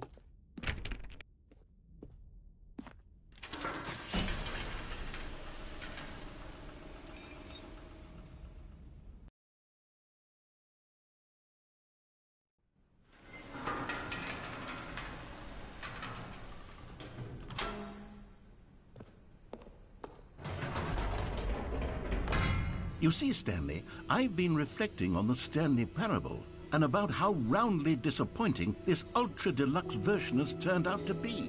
The original Stanley parable was a landmark. and any new content for it should live up to that legacy. So forget this ultra deluxe nonsense. I say we take it one step even further.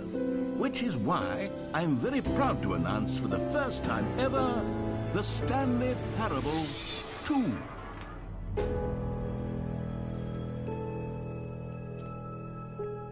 Yes, you see, isn't this far superior to a measly port with a few minor additions? Think of all the new territory we'll cover with a fully fledged sequel. An entirely new experience, built from the ground up. Why, there are so many possibilities. It could go in so many different directions. This is what fans have truly been asking for.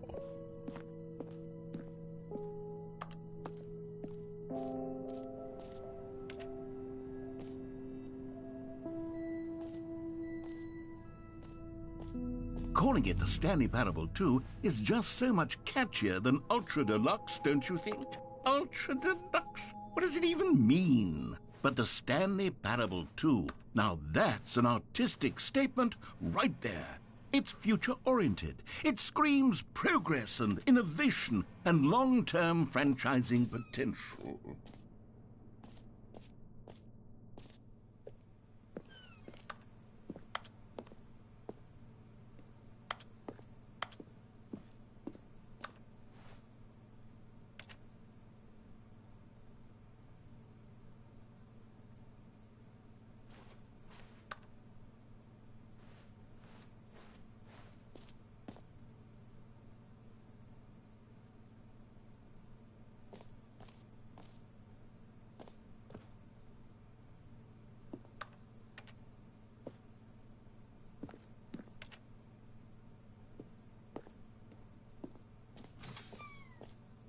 Now, to be clear, I haven't quite nailed down what exactly the Stanley Parable 2 is going to be, but let's take a look at some of the features I've been developing for it.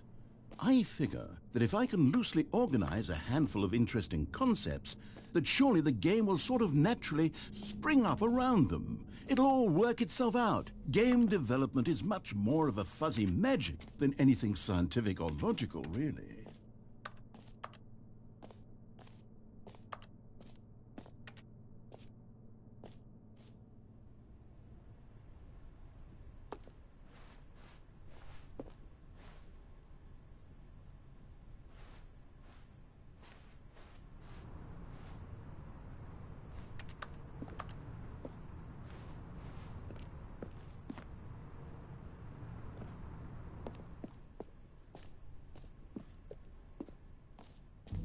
Here we are. Go on, try out some of the new features.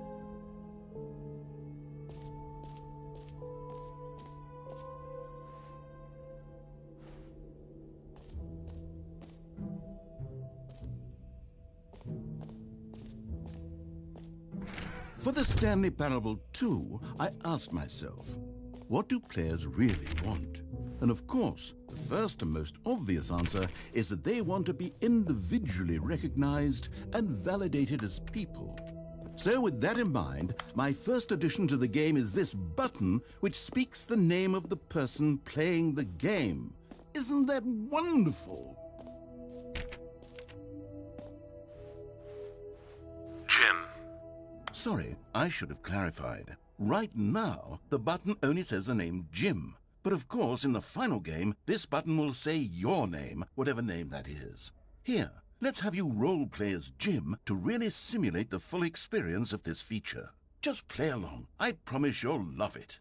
Okay, here we go. Let's take a deep breath, clear your mind, forget whoever you are, and simply become a person named Jim. Jim. Whoa, hold on. I wasn't finished setting up the backstory. If you don't properly roleplay as Jim, then you'll never understand the impact of this button. Otherwise, it's just a stupid button that says somebody else's name. Okay, we're doing it again, and this time let me finish first. Now, allow yourself to become Jim. Imagine yourself driving to work as Jim, playing frisbee on the weekends as Jim, staying up all night for a popcorn and horror movie sleepover as Jim, developing a crippling substance addiction as Jim, rediscovering yourself through fringe religious groups as Jim, and finally dying a slow death at an old age, surrounded by members of your cult as Jim.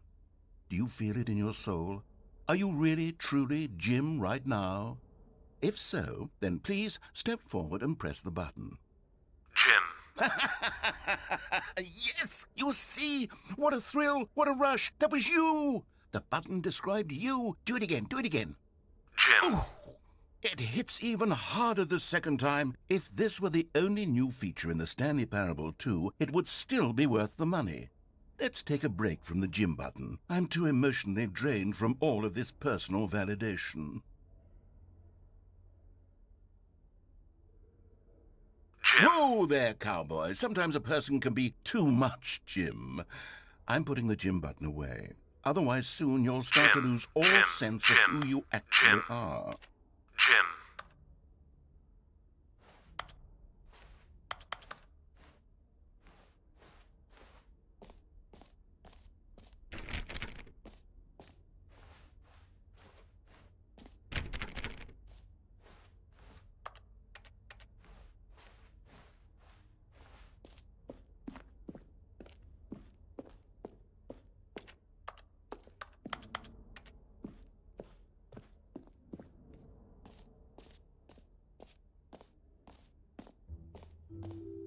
I suppose I could allow only people named Jim to play the Stanley Parable 2. That would actually save me the work of finishing this feature.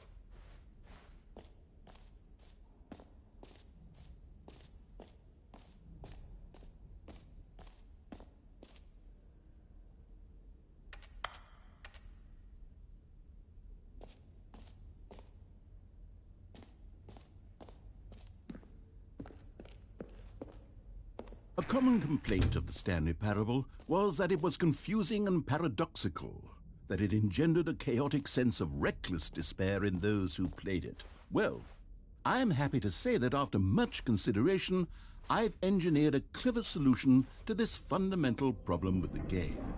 It's the Stanley Parable Reassurance Bucket. You see, Stanley, anytime you're holding the bucket, a sense of calm and ease will fill your mind and your heart. It's true. As long as you hold on to the bucket, the many disorienting contradictions of the Stanley Parable will feel perfectly normal and perhaps even comforting. You may even come to long for the gentle embrace of jarring cognitive dissonance while the bucket is in your arms. And to be honest, it's a much more convenient solution for me than actually redesigning the game to be less uncomfortable. Can you imagine what a pain in the ass that would be? Yes, the bucket is the perfect solution. Come on, give it a try.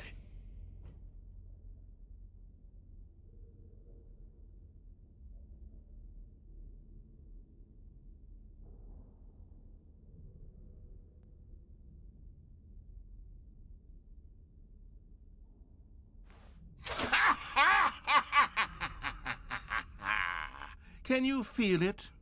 The glow of comfort, even in the face of crushing despair, must already be sweeping through your body. And in fact, can I say that I do believe the bucket lends you an air of charisma as well? I think that just holding it has made you the slightest bit more attractive as a person. The benefits of the bucket seem to go on, don't they? All this and more await you in the Stanley Parable 2.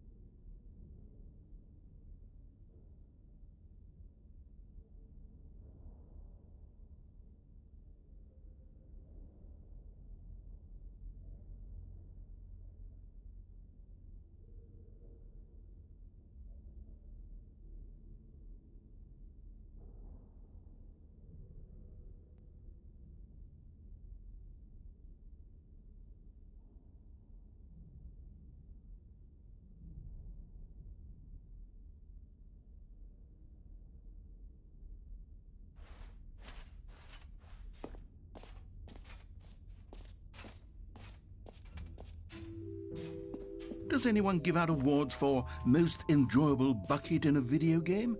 That really should be an award if it isn't already.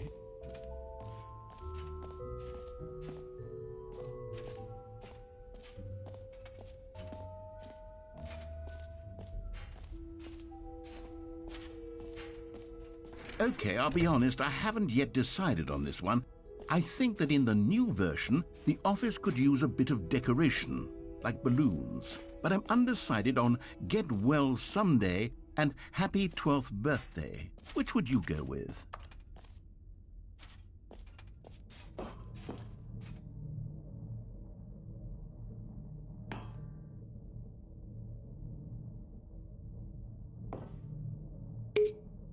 You know, sometimes when you solicit another person's opinion, it makes you realize that you knew which one you actually really wanted all along.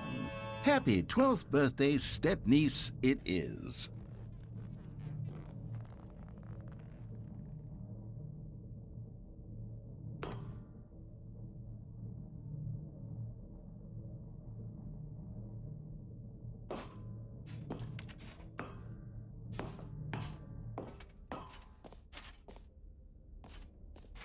Or actually, maybe I should have gone with... No. No, I've made my decision. We're moving on.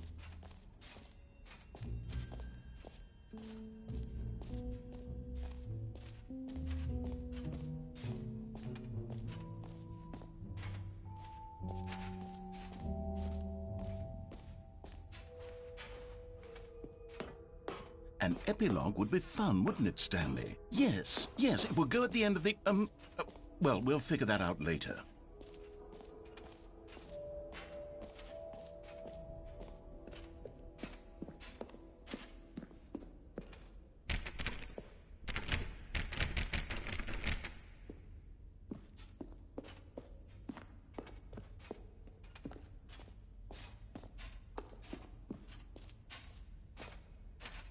You know what? Let's bring the jump circle back for Stanley Parable 2 as well. It's... Oh, wait. You already spent all your jumps the first time we saw the jump circle? Oh, well. I suppose it can just be a nice decorative piece, then.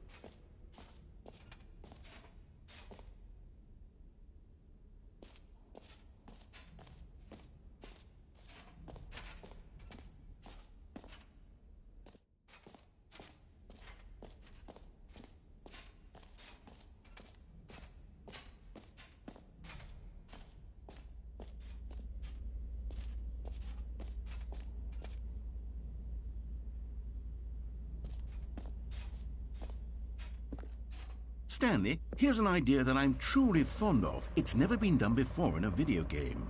This is, in fact, a hole that you can fall down forever. That's right. Infinite falling. You can fall until the end of time, if you like. A stunning leap forward for video games as a medium.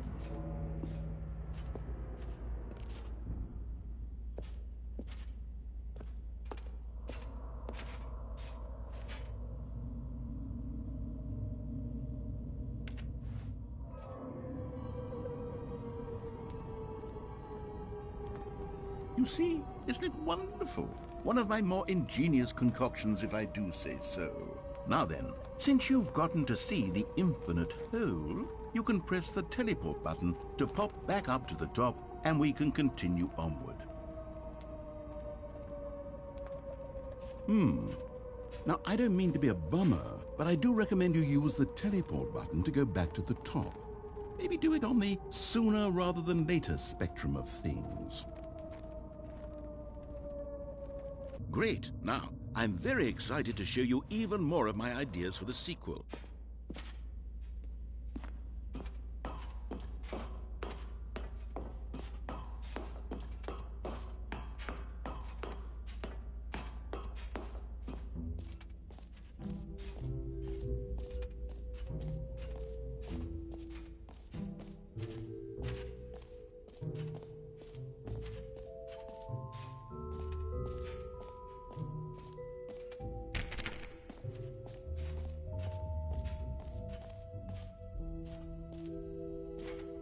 Now, here's something special. You remember that broken test trophy that got left in the game on accident? Well, I'm developing a technology to simply give you the trophy. Yes. You see, you'll come to this lever, and when you pull it, the trophy will be given to you. It's as simple as that. Okay, perhaps I should have clarified. This is technology that will exist. Right now, the trophy is still fully broken. I'm not a wizard, Stanley, but I guarantee it will be fixed in the sequel to at last satisfy the hordes of ravenous fans all over the world who have been uproariously demanding this feature. Gamers, we hear you, and I promise it will happen.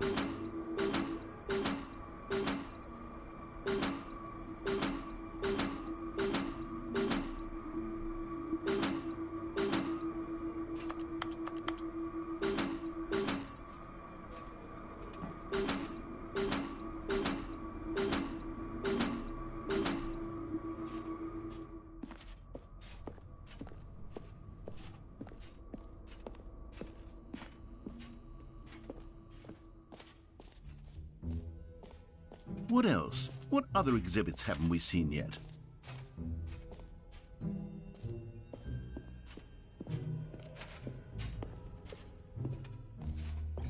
Ah, collectibles. Now it's a real video game. In the Stanley Parable 2, you'll run around gathering up these miniature Stanley figurines. And what's truly innovative is that there will be no reward for collecting all of them. I don't want to stifle the intrinsic joy of watching a number go up. You simply collect all of them, and then you move the hell on with your unremarkable life.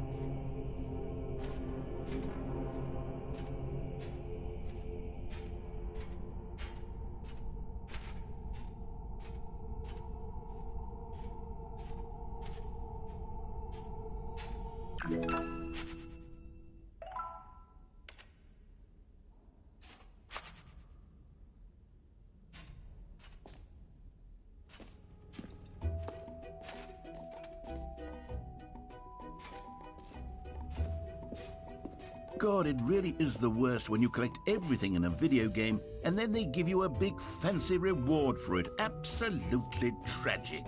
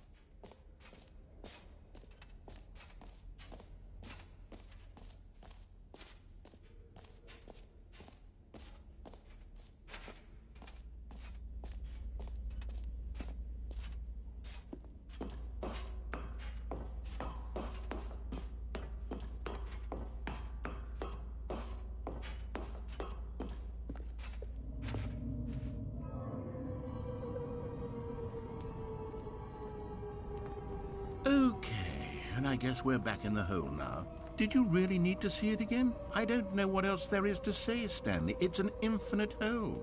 It's exactly what you're doing right now, but forever. There really are so many other fascinating exhibits that I've prepared for you. I really spent quite a lot of time on all this, and I would very much like to show you some more of them.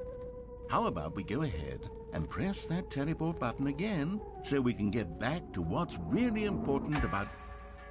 Oh, goodness. Well, this is rather embarrassing, Stanley.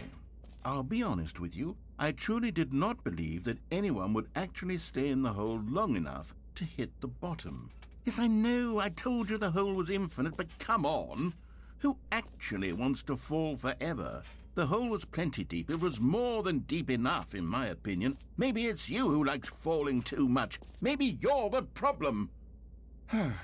Look, things got a little heated there. I think we both said some things we didn't mean. Why don't we just put all this behind us and agree to just call the hole mostly infinite?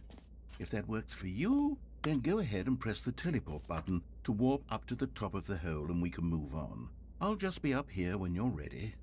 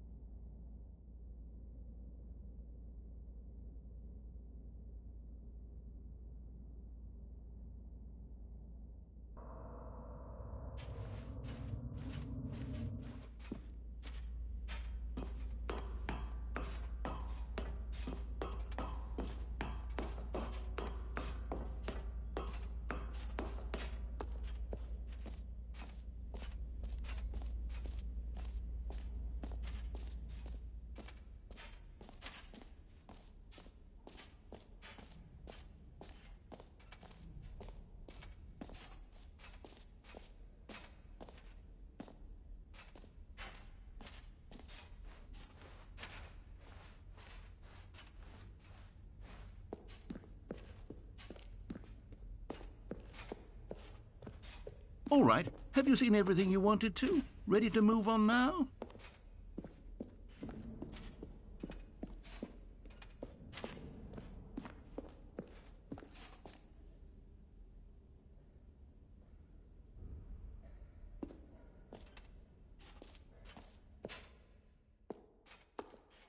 So, Stanley, what do you think?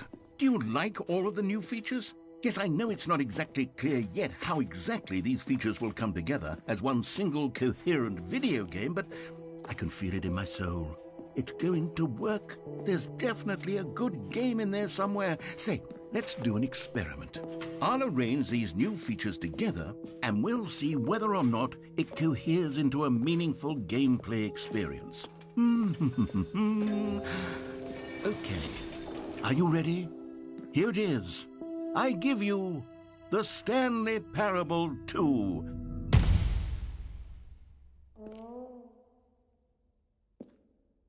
I mean, there's potential here, right? It's sort of... Okay, never mind. Hold on, let me do a different arrangement.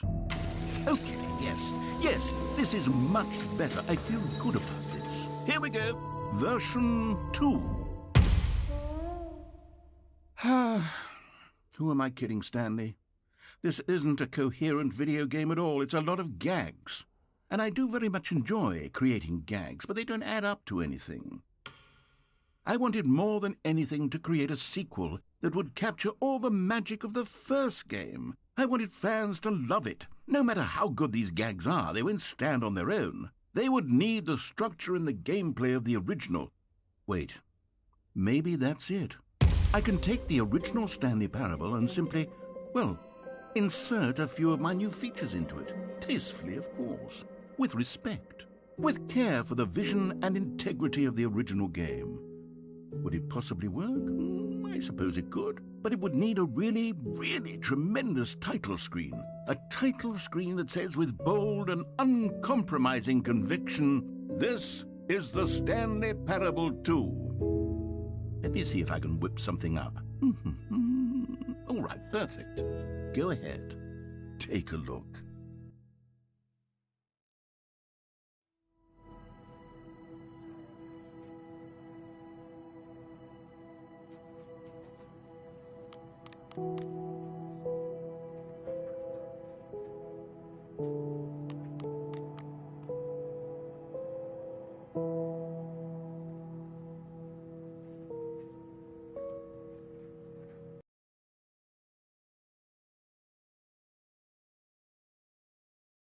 This is the story of a man named Stanley. Stanley worked for a company in a big building where he was employee number 427. Employee number 427's job was simple. He sat at his desk in room 427 and he pushed buttons on a keyboard. Orders came to him through a monitor on his desk, telling him what buttons to push, how long to push them, and in what order. This is what employee 427 did every day of every month of every year. And although others might have considered it soul-rending, Stanley relished every moment that the orders came in, as though he had been made exactly for this job. And Stanley was happy. And then one day, something very peculiar happened. Something that would forever change Stanley. Something he would never quite forget. He had been at his desk for nearly an hour when he realized that not one single order had arrived on the monitor for him to follow. No one had showed up to give him instructions, call a meeting, or even say hi. Never in all his years at the company had this happened, this complete isolation. Something was very clearly wrong. Shocked, frozen solid, Stanley found himself unable to move for the longest time. But as he came to his wits and regained his senses, he got up from his desk and stepped out of his office. All of his co-workers were gone. What could it mean? Stanley decided to go to the meeting room. Perhaps he had simply missed a memo. No matter how hard Stanley looked, he couldn't find a trace of his co-workers.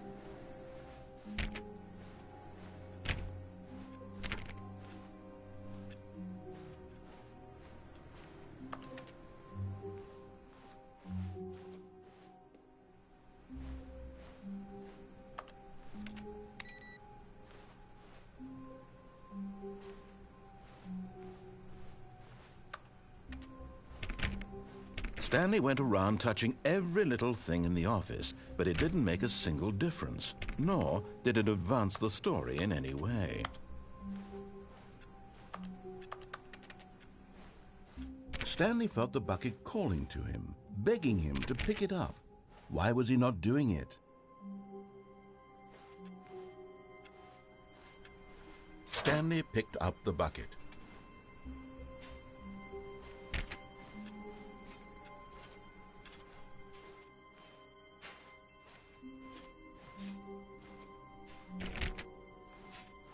Stanley clutched the bucket tightly to his chest and entered the door on his left.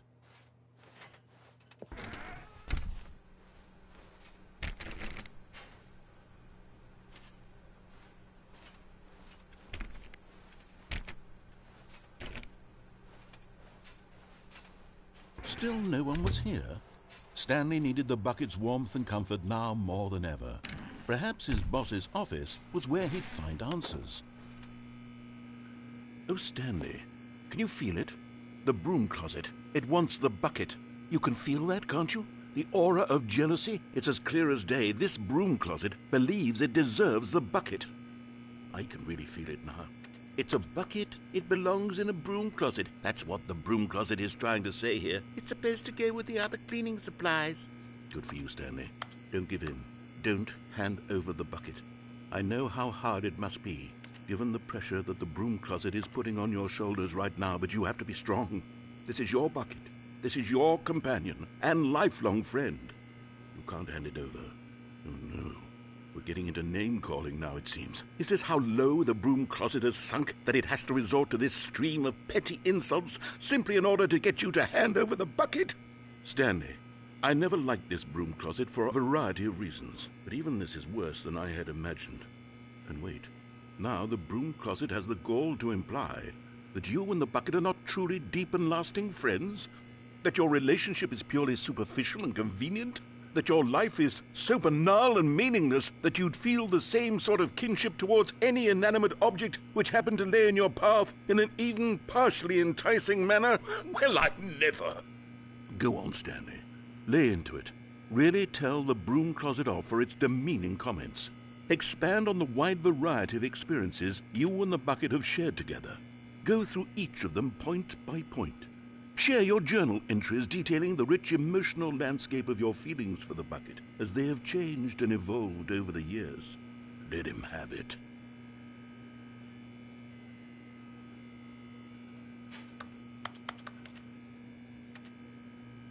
Okay, I've got you something which I think will help settle this debate once and for all.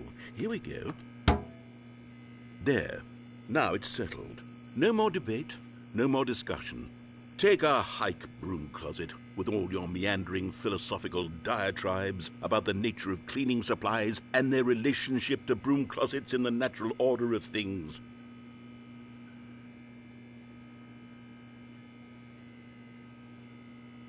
All right, I've got a second sticker back here, and I'm going to slap it on as well because I think it's appropriate. You see? I feel that it works because the sticker is also a bucket. That way, if you're ever unsure whether the thing you're holding is a bucket or not, you can look down at this sticker and say to yourself, ah, it's a bucket. There really is a wide variety of applications for this sticker.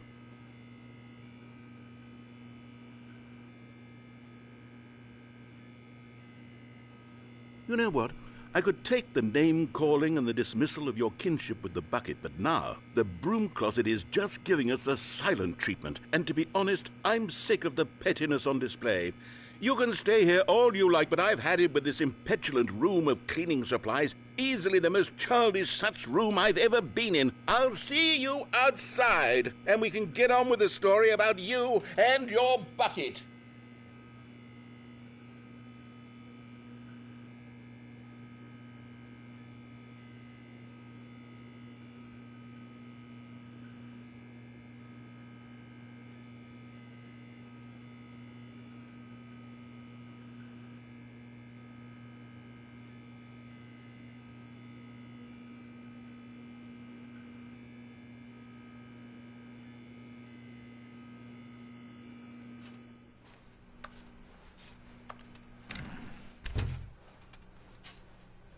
Coming to a staircase, Stanley and the bucket walked upstairs to the boss's office.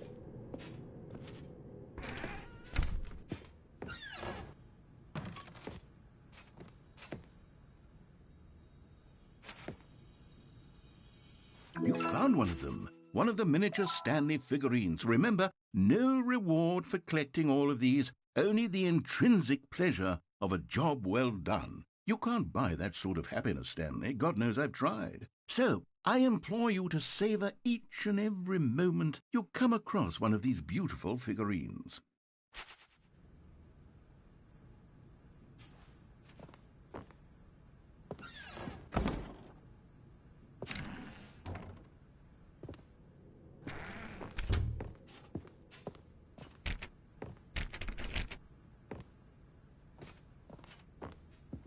Stepping into his manager's office, Stanley was once again stunned to discover not an indication of any human life. Crushed by the weight of this revelation, Stanley may have broken down into an emotional dumpster fire if not for the soothing presence of the bucket. Even now, in his darkest of hours, did the bucket's warmth and guiding light pierce the dark clouds of confusion and chaos. It would be with him always. The bucket would, and he knew it. The two of them were inseparable. At this point, Stanley was so absorbed in the tender spiritual connection he shared with the bucket that he didn't notice the keypad behind the boss's desk. Nor in his bliss of simply being near the bucket did he have any notion that the PIN number for the keypad was 2845.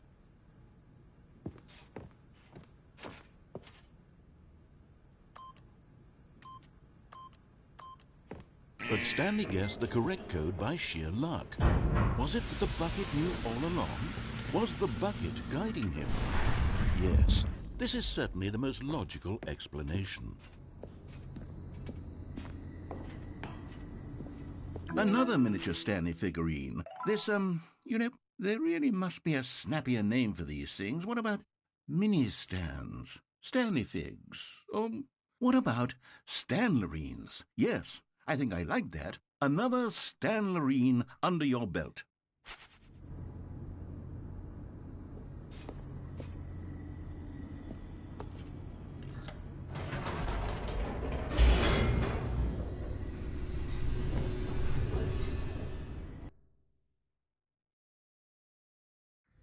The elevator raced downward, plummeting towards an unknown fate. It would be all Stanley could do to keep himself together, if not for the bucket. Soothing him, comforting him, reassuring that in this darkest moment of uncertainty, he would be all right. The bucket is here for you, Stanley. Everything will be fine.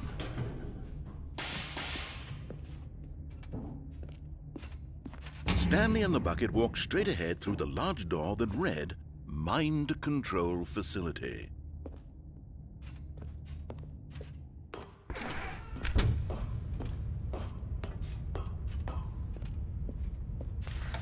The lights rose on an enormous room packed with television screens. What horrible secret did this place hold? Stanley and the bucket both wondered to themselves.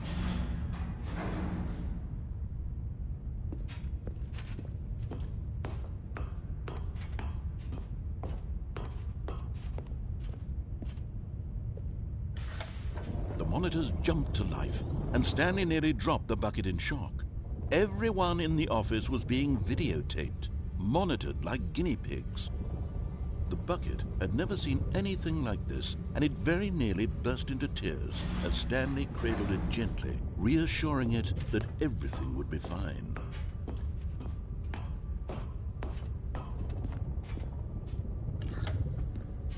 Was the bucket under the mind control facility's influence as well?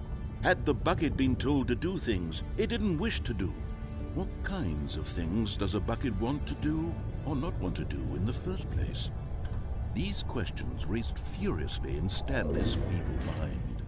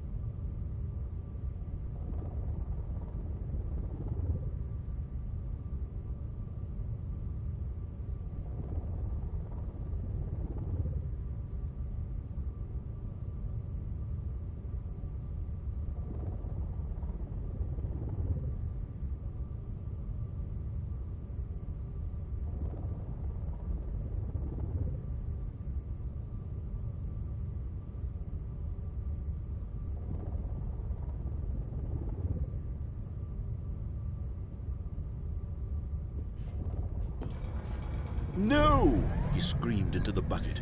He couldn't accept it. His own life in someone else's control, never! He squeezed the bucket tighter. His one friend in the entire world. At this point, he could trust no one except for the bucket.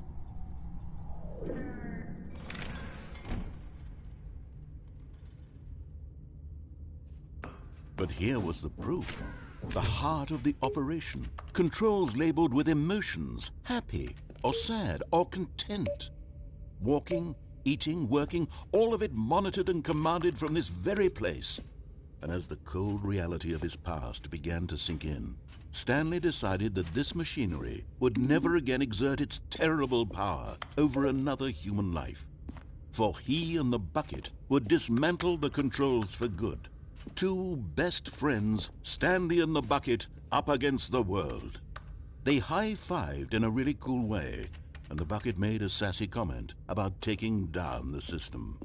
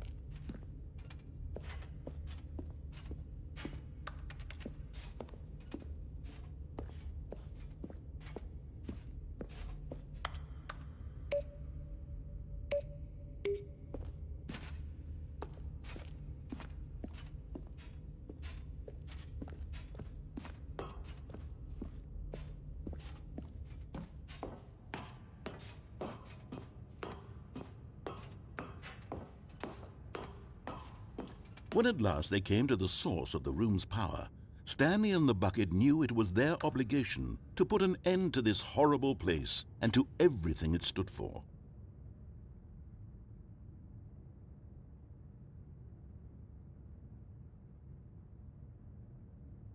But at the last second, the bucket jumped in and pressed the button to turn on the controls. Stanley gasped in horror. Had this been the bucket's plan all along? To take over the machine and claim the power for itself? How could the bucket have betrayed him like this? Stanley was prepared to throw the bucket away in disgust when suddenly an image appeared upon the enormous screen. Birds. Silly, silly birds. The control buttons became active again. Stanley flipped through one video of silly birds after another, and then it dawned on him. This wasn't a mind control facility at all. It was a facility for monitoring and surveilling silly birds all over the world. The mind controls were only a facade to disguise its true intentions. Had the bucket known this all along? Stanley marveled at the metal genius in his hands, the one who had pointed him towards this incredible discovery. Stanley and the bucket never found freedom because they spent the rest of their lives here in this place, flipping through live streams of the silliest birds imaginable. Of all the possible paths his life could have taken, this one was surely the best. And Stanley was happy.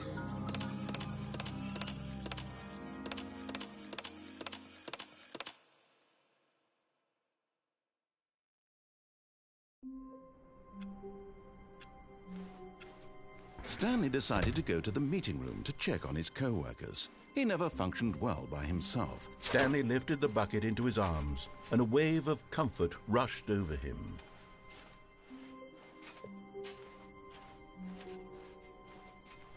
Stanley clutched the bucket tightly to his... This was not the correct way to the meeting room, but Stanley had felt the bucket calling to him, telling him that the employee lounge was simply the place to be. And here it was. Had the bucket turned out to be correct? Was this better than the meeting room? Yes, Stanley thought to himself. Yes, perhaps it truly was. How insightful the No, never mind. The bucket was wrong. Stanley took the door on his left to go back to the meeting room.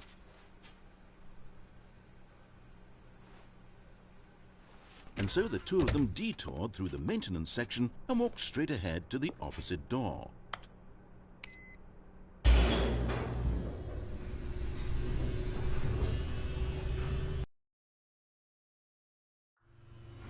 Oh, good, Stanley. I'm glad you found your way here. I knew you'd find this place eventually. You see, your friends and I are concerned for you, Stanley. We've come together here because we care about you very much. It's this bucket you're carrying around everywhere. The bucket isn't even from the original Stanley Parable. It's just sequel content. We're the ones that matter, Stanley. Classic characters from the first game, like the Adventure Line and the Broom Closet. Because that's what fans want from a sequel. They want more of their favorite jokes, not this bucket that they've never seen before. Yes, I know I'm the one who gave you the bucket, but you're spending too much time with it. Don't you want another story involving the Adventure Line? We could make the Adventure Line go somewhere new. Yes, yes, that's what the fans want. Let's do it. Whee! Look at that wacky line. Who knows where it'll go off to next? Oh, and it played some silly music as well.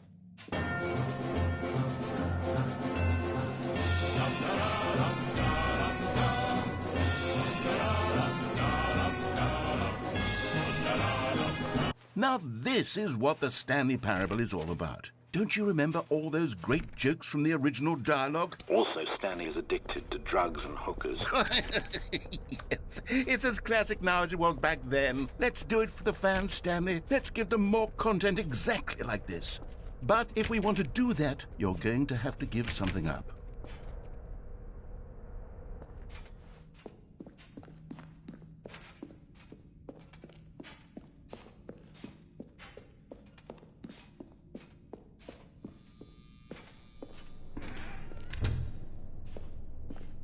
Don't you get it, Stanley? We need to get rid of the bucket. That's why I'm very proud to introduce a brand new character. This is the Bucket Destroyer. I think it'll make a wonderful new addition to the rich lore of the Stanley Parable. True, it also was not in the original game, but it's such a well-fleshed-out character with so much personality that to me it already feels as though it's been part of the cast all along. Don't you agree? Can you guess what the Bucket Destroyer does? Surely you don't need me to spell it out for you. Go ahead now, Stanley. Say goodbye to the bucket, and then pop it into the machine when you're ready.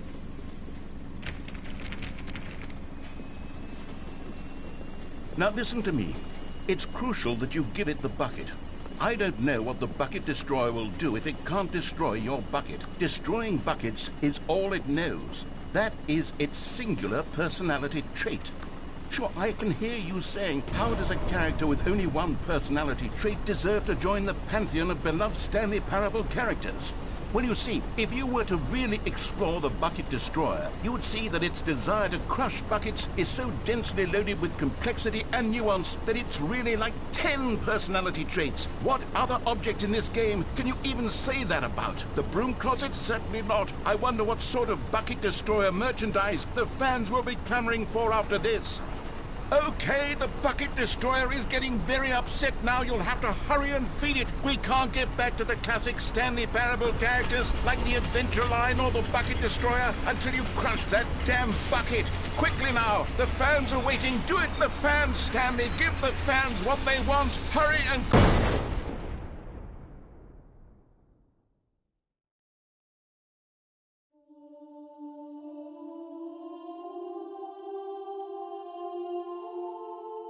The Bucket Destroyer, my prized creation. You had so much potential. We were going to do such marvelous things with you, tell such spellbinding stories about you. All of it squandered now. Goodbye, new friend. For the moment in time that you were here, you were magnificent.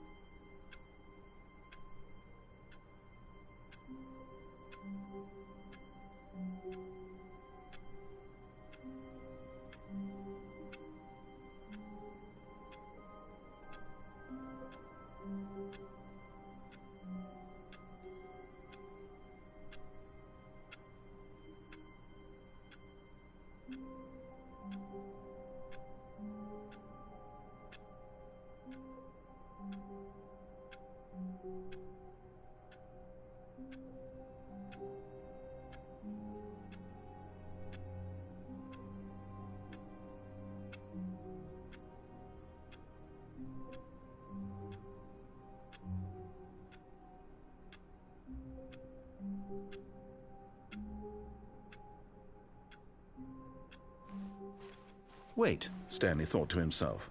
Am I sure that the orders stopped coming in? How is that possible? They never stopped. Surely I was mistaken.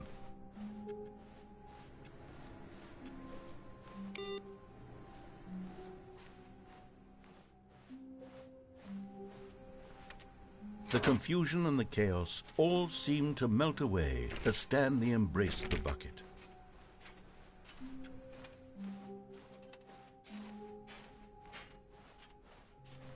Stanley clutched the bucket tightly to his... This was not the correct way to the meeting room, but Stanley had felt the bucket calling to him, telling him that the employee lounge was simply the place to be. And here it was. Had the bucket turned out to be correct? Was this better? No, never mind.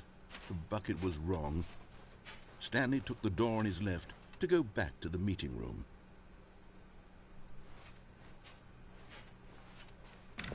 No, said the bucket.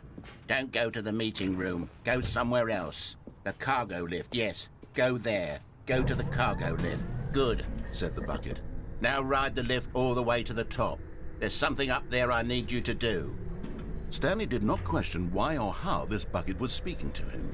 It should have alarmed him, of course, because buckets can't talk. But Stanley chose not to think about this obvious fact. He was firmly convinced that the bucket had spoken to him, and he unthinkingly did whatever the bucket asked.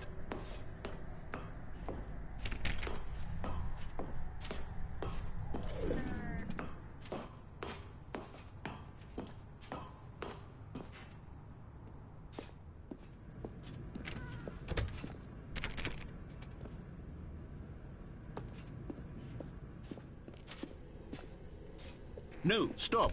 Look there on the wall. You see, there's a sign right there. It says, "No buckets past this point." Stanley, how could you think it was okay to bring the bucket here? Unless, what if the problem is that you actually don't know what is a bucket and what isn't a bucket? I suppose that would explain a lot about your behavior up to this point. Which, if that's true, well, my goodness, I think we have to do something about it. This misunderstanding could have dire consequences on the entire rest of the game if not addressed quickly and properly. So much of the impact of the story is dependent on your understanding of what is and isn't a bucket. Please, step in here for a moment.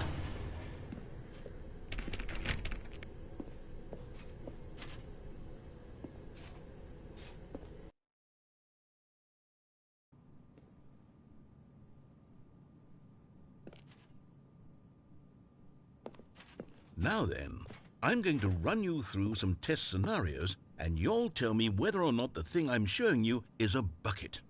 Simple enough, right? This should tell us everything we'll ever need to know about what is or is not a bucket. Okay, let's begin. Item 1. Is this a bucket? Incorrect. It is a hologram of a bucket, not an actual bucket.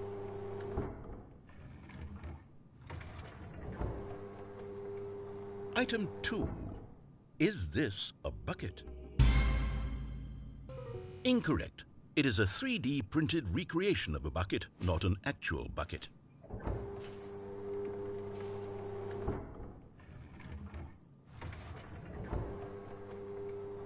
Item 3. Is this a bucket? Incorrect. This is a bucket.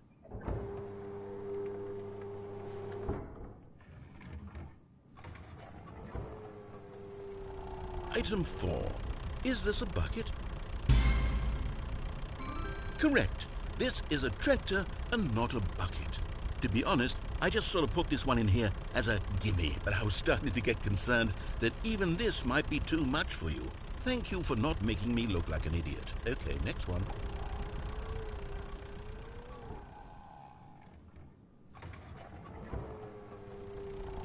Is this a bucket? Incorrect. This is a bucket.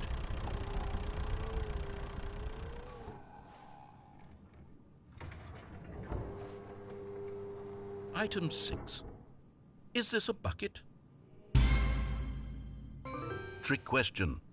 Both. Gotcha.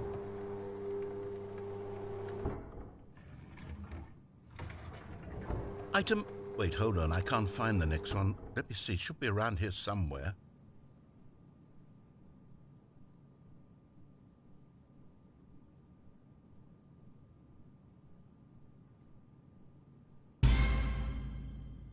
Yes, thank you. There's nothing here. Of course it isn't a bucket.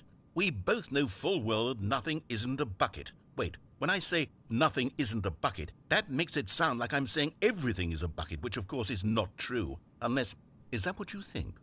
Answer me straight, Stanley. Are you trying to tell me that you believe everything is a bucket?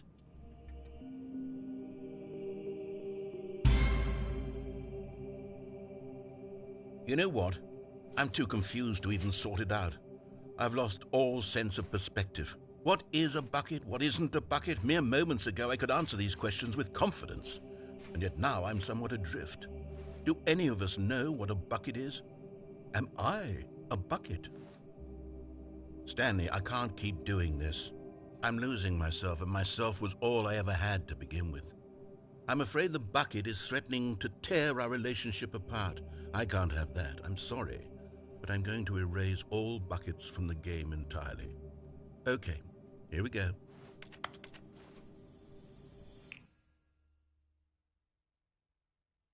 What happened? Is everything gone? Why did everything disappear? Wait, was everything a bucket? Every single thing in the game was a bucket? Oh my God, I had no idea. How could... Except me.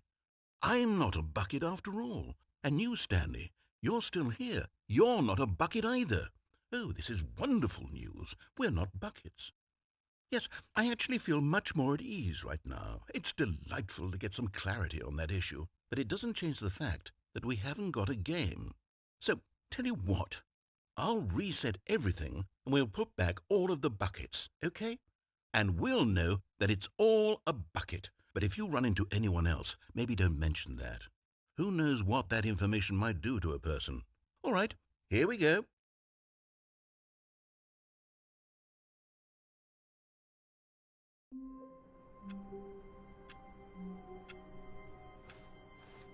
All of his co-workers were gone. What could it mean? Stanley decided to go to the meeting room. Perhaps warmth spread through Stanley's arms. With the bucket in his arms again, he was home. Stanley clutched the bucket tightly to his... This was not the correct way to the meeting room, but Stanley had felt the bucket calling to him, telling him that the employee lounge was simply the place to be. And here it was. Had the bucket turned out to be correct? No, never mind. The bucket was wrong. Stanley took the door on his left to go back to the meeting room. No, Said the bucket. don't go to the meeting room. Go somewhere else. The cargo lift, yes. Good, Said the bucket. now ride the lift all the way to the top. There's something up there I need you to do. Stanley did not question why or how this bucket was speaking to him. It should have alarmed him, of course, because buckets can't talk. But Stanley chose not to think about this obvious fact. He was firmly convinced that the bucket had spoken to him, and he unthinkingly did whatever the bucket asked.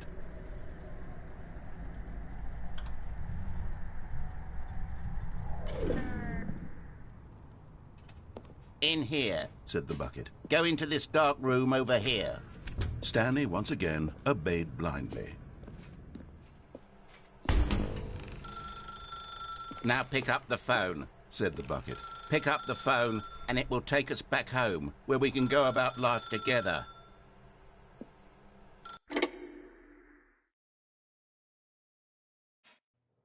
This is the sad story of a man named Stanley and his bucket. Once upon a time, I gave Stanley a bucket because I thought he was lonely and could use a friend.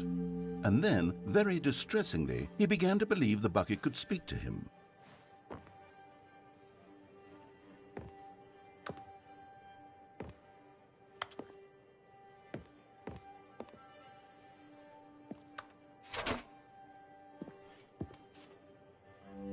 The Stanley Parable Reassurance Bucket was merely meant to provide the comforting glow of companionship. It doesn't literally talk and give you orders. Whatever Stanley is hearing the bucket say to him is just in his head.